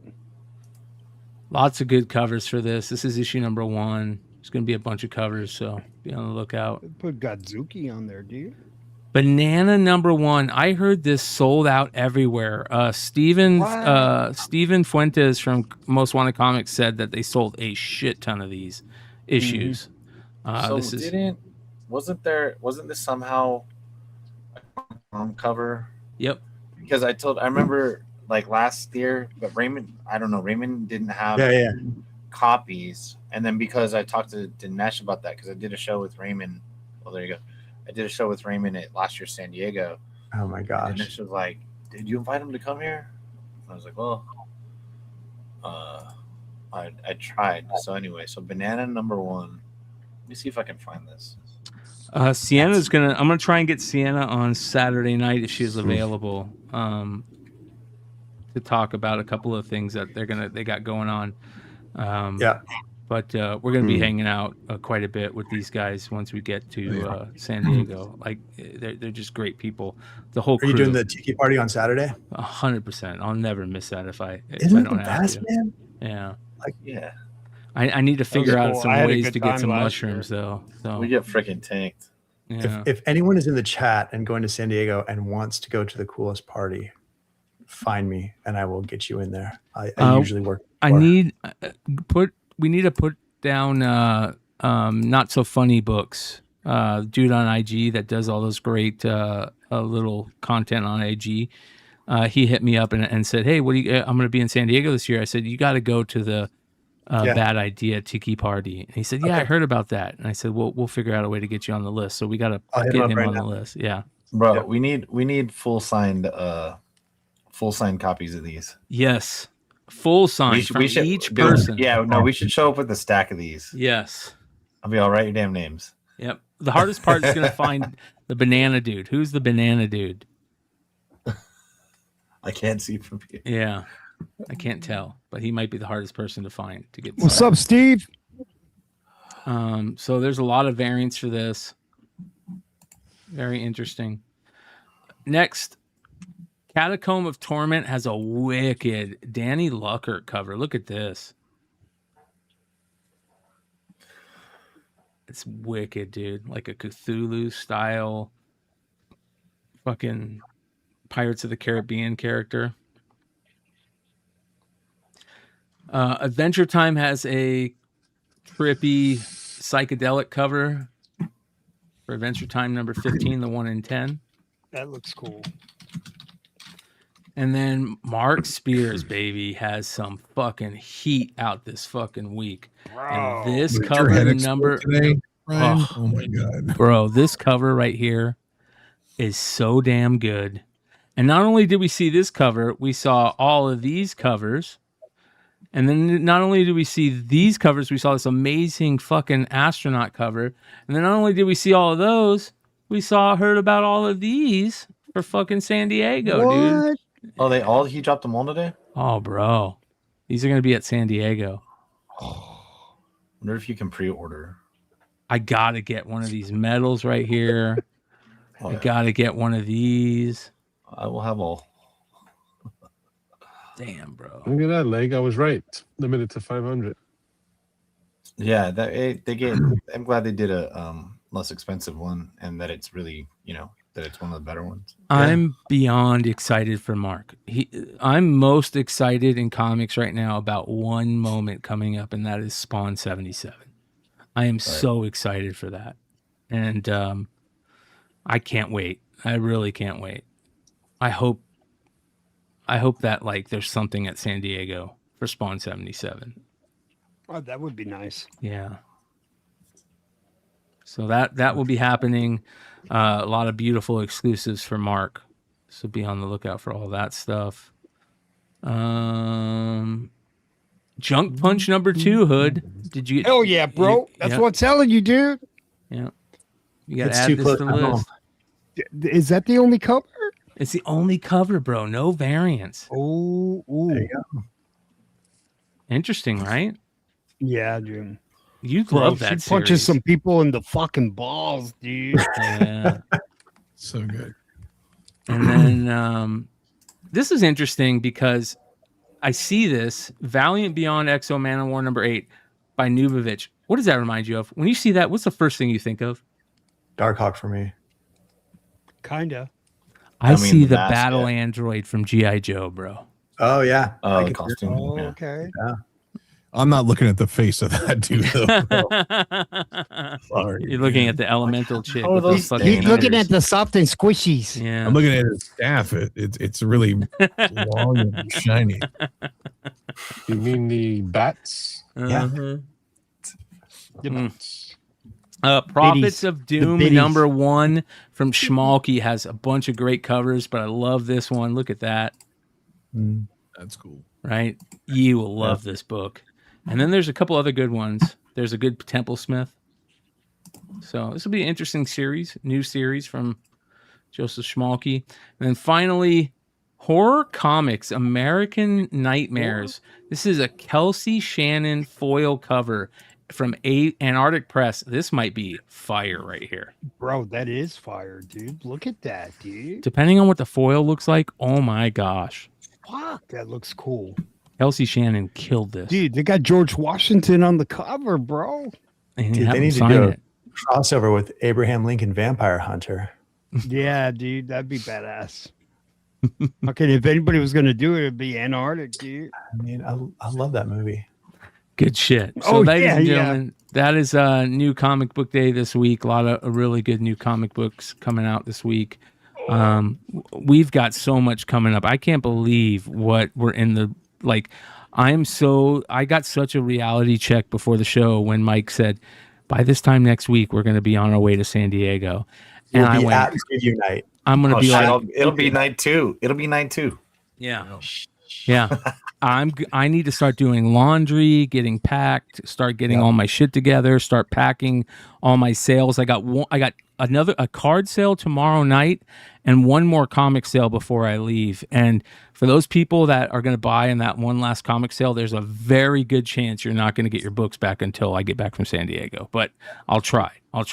But I'll be packing books tomorrow morning for the stuff that sold Sunday night. Shout out to all those people. If anybody out there is looking for a 9/8 copy of NYX number 3, hit me up. I have one available in CBCS 9/8 that I'm going to sell before the show, hopefully. Also, come hang out with me on Sunday night for the final comic book sale. We'll be selling a lot of books at sellable prices, making deals for the last little jump before San Diego to help give me some spending money at San Diego. I was able to pay off the majority of the Airbnb, which was nice because the Airbnb this year was it was a lot of money, but it was worth it. It was worth it. So there's 2 of us. Usually there's like 4 of us. Yeah, and it was just 2 of us this year, so that'll be nice. That's part of the I'm hoping Richie will show up. Richie said there was a chance he might come down for San Diego this year, so I'm really hoping to see Dollar there. And a lot of you other guys are going to be there and girls. Listen, some people said in the sale the other week on my eBay sale that like sometimes they feel like they don't want to bother us at cons. No. Come up and say what's up with us because there's a good chance. Yeah, I don't give a shit. Yeah, there's a good chance we're going to go, hey, we're going out tonight at this event. Do you want to go?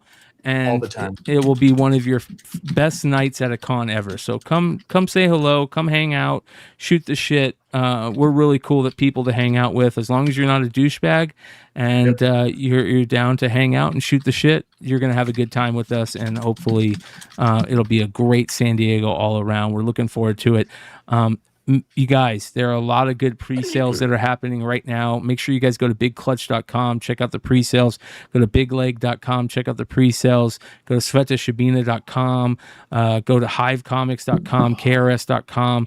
You guys can use Beyond 10 to get 10% off at KRS, Comics Elite, svetashabina.com, Hive Comics, and the promo code Wednesday to get 10% off at Dynamic Forces. I'm looking forward to hopefully talking to those guys tomorrow. I don't know what their plan is for San Diego. We're going to see, but I'm looking forward to hopefully seeing Nick at San Diego. I hope he goes this year. San Diego is going to be a lot of fun, and I hope to see you guys there.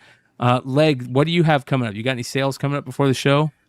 Yeah, Thursday, tomorrow night, as usual. Friday, 6:30 is always. Friday at 5, Sunday at 6. We'll see about Saturday. I just did, and I mean we leave Tuesday, so I'm not going to schedule a Monday, which I don't do anyway. And also I put a link in there because not everybody knew. I hadn't done a Whatnot sale in 3 years, but I fired up on Friday and I fired up today. And they went fine. I still had my followers. Thanks for the people who supported. Actually, one of my old followers probably won like almost 30 out of my 40-something books today. Wow, that's awesome, bro. Nice guy. Don't get me wrong, a bunch for $1, but like, but he spent the most on them too. So but also at the same time, just trying to try to get people to recognize you're following up. I didn't go in there. I wanted to make some money, of course, and I did, but I didn't want to. I wasn't in there like I did 10 giveaways of blind bags and stuff like that. So anyway, so Whatnot and eBay, and I will be live throughout the time. Hopefully a little bit less this year, to tell you the truth. And everything, everything should be great. Music Pub, thank you. Yeah, it's gonna be a good time. We won't be on, so. Yeah, like Brian said, man, hope to see everybody at San Diego. I think Clutch and Chris are gonna have the best booth there. In my opinion, people are already like pretty fired up about their books and being con books. Nothing wrong with online books, like mine generally will be my meager amount of 1 or 2 or whatever I'll end up with. And yeah, great stuff happening in person. Say what's up. I know these last few cons we've had such a good time. Brian and I getting everybody, you know, getting people to say hi more times in New York than California is like, what the hell, dude? I'm a Californian.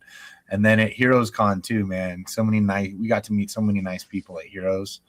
You know, what great stuff. So even though this con is going to be packed to death, it's not like I'm always going to be in a booth or something like that. But dude, just say what's up. We won't be able to breathe. We're going to be so freaking busy. But talking to people is sort of like the reprieve of everything like that. Like, you know, let's stop, take a minute, and just like, you know, breathe and realize, you know, they're there for community as long as everything that you're doing. And if it's your first time there, realize hopefully you can relax. I'm in Discords and stuff where people are asking, you know, different ways to attack this, and they want that. Or if I only go one night, should I do preview night? And I'm like, hell no, you shouldn't just do preview night. Show up on, you know, I would do probably Thursday or Friday, something like that. Get in there, you know, bring some snacks, have some fun, take it all in. Hopefully you're not there for your first time. So you just can like, you have to make the money, because just do what you can and be happy with what you can get, because you can't do everything. You can't do everything. We plan this for so far out, and none of us are ready to go. And we still have like 6 days, and we know we're not going to be ready. So just whatever. Speaking of that, just go with it. Know it'll work out, and know it'll work out. What about you? Enjoy it. You have any sales coming up before the show? Do you guys mind if I go into big shill mode right now? 100%. That's why you're here, bro. Big shill. Let's go. Again, thank you guys for picking up the Dreadful Threes. There's still some in the store. Also showing off. I'm going to show you. This is what we got. Booth 1101. So Absolute Batman Joe Benitez. 3 versions of these. Amazing. Terminal. That looks so good, bro. That came out amazing.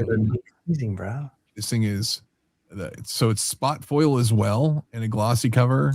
It's also the back. So this is our trading. It's a trading card homage. So we wanted to go as 90s as we could, and we pushed the limits in this red. Nathan Gooden will be doing signings at our booth. I'm also going to look for a big announcement tomorrow on Instagram and stuff about that. Dork, Pete Carroll Dork. Oh my gosh.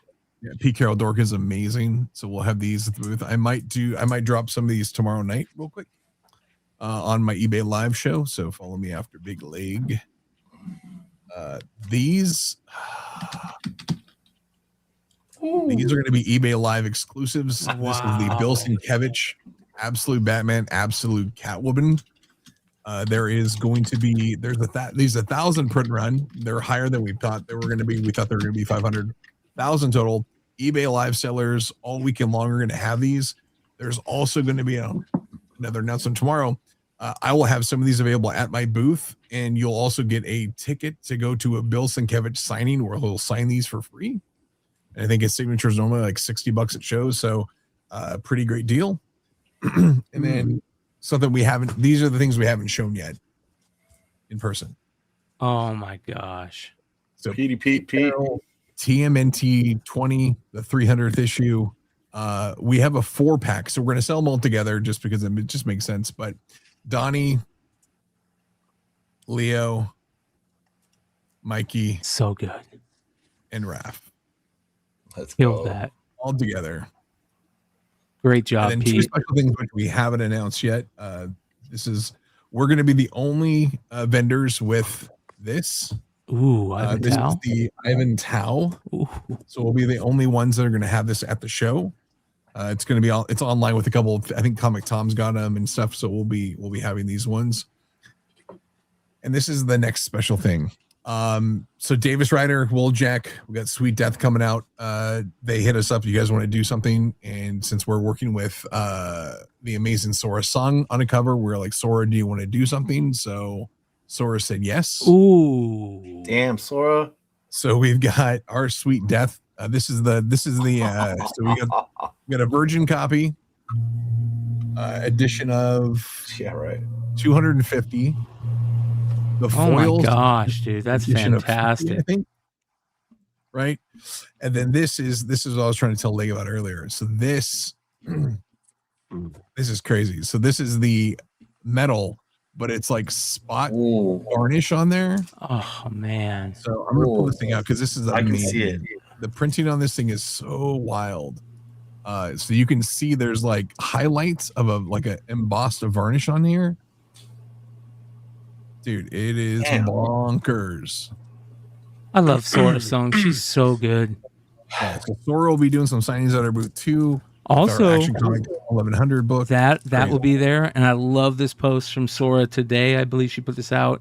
Such a good post of her with getting her comp copies. Oh yeah, and look at she's super excited. So, is she going to be there? I can't remember. She said she was going to be there. Yeah, she's got a booth, and she's also going to be doing some signings at our booth, and we'll probably be doing some eBay lives with her too, whatnots. So that's going to be fucking amazing. So again, this is why I love cons, you guys. We get to hang out with each other, literally break bread with each other, whether it's working together on some project and making money together, or hanging out after the con and grabbing some grub together and hanging out in our, most vulnerable times. We're just sitting bullshitting, eating food, grabbing a beer together, smoking a blunt together, having fun. That's what I'm looking forward to, and I can't wait to see you guys there. Those of you that are going to be there, hit us up. Let us know if you're going to be there, and looking forward to seeing you guys. That being said, tomorrow night I do have the card sale. Link is in the chat right now for it. eBay Live. You can see Leg and Clutch doing comic sales. And then Sunday night, I have another comic sale right before we leave. It's going to have a bunch of amazing stuff. Oh, that's right. Yeah. So I'm on Chunko on Saturday too, by the way. That is going to be a big show. Shout out to Chonko's Comics. One of the good guys. So, all right, you guys. Love you. Thanks for hanging out with us tonight. My one final message to you is please go see the Stan Lee, the final chapter documentary. I think you'll enjoy it, and I think it will change the way you feel about the whole situation. Appreciate Jon Bolerjack for joining us tonight. Adios, you guys. Peace. Later. Life moves pretty fast. You don't stop and look around once in a while, you could miss it.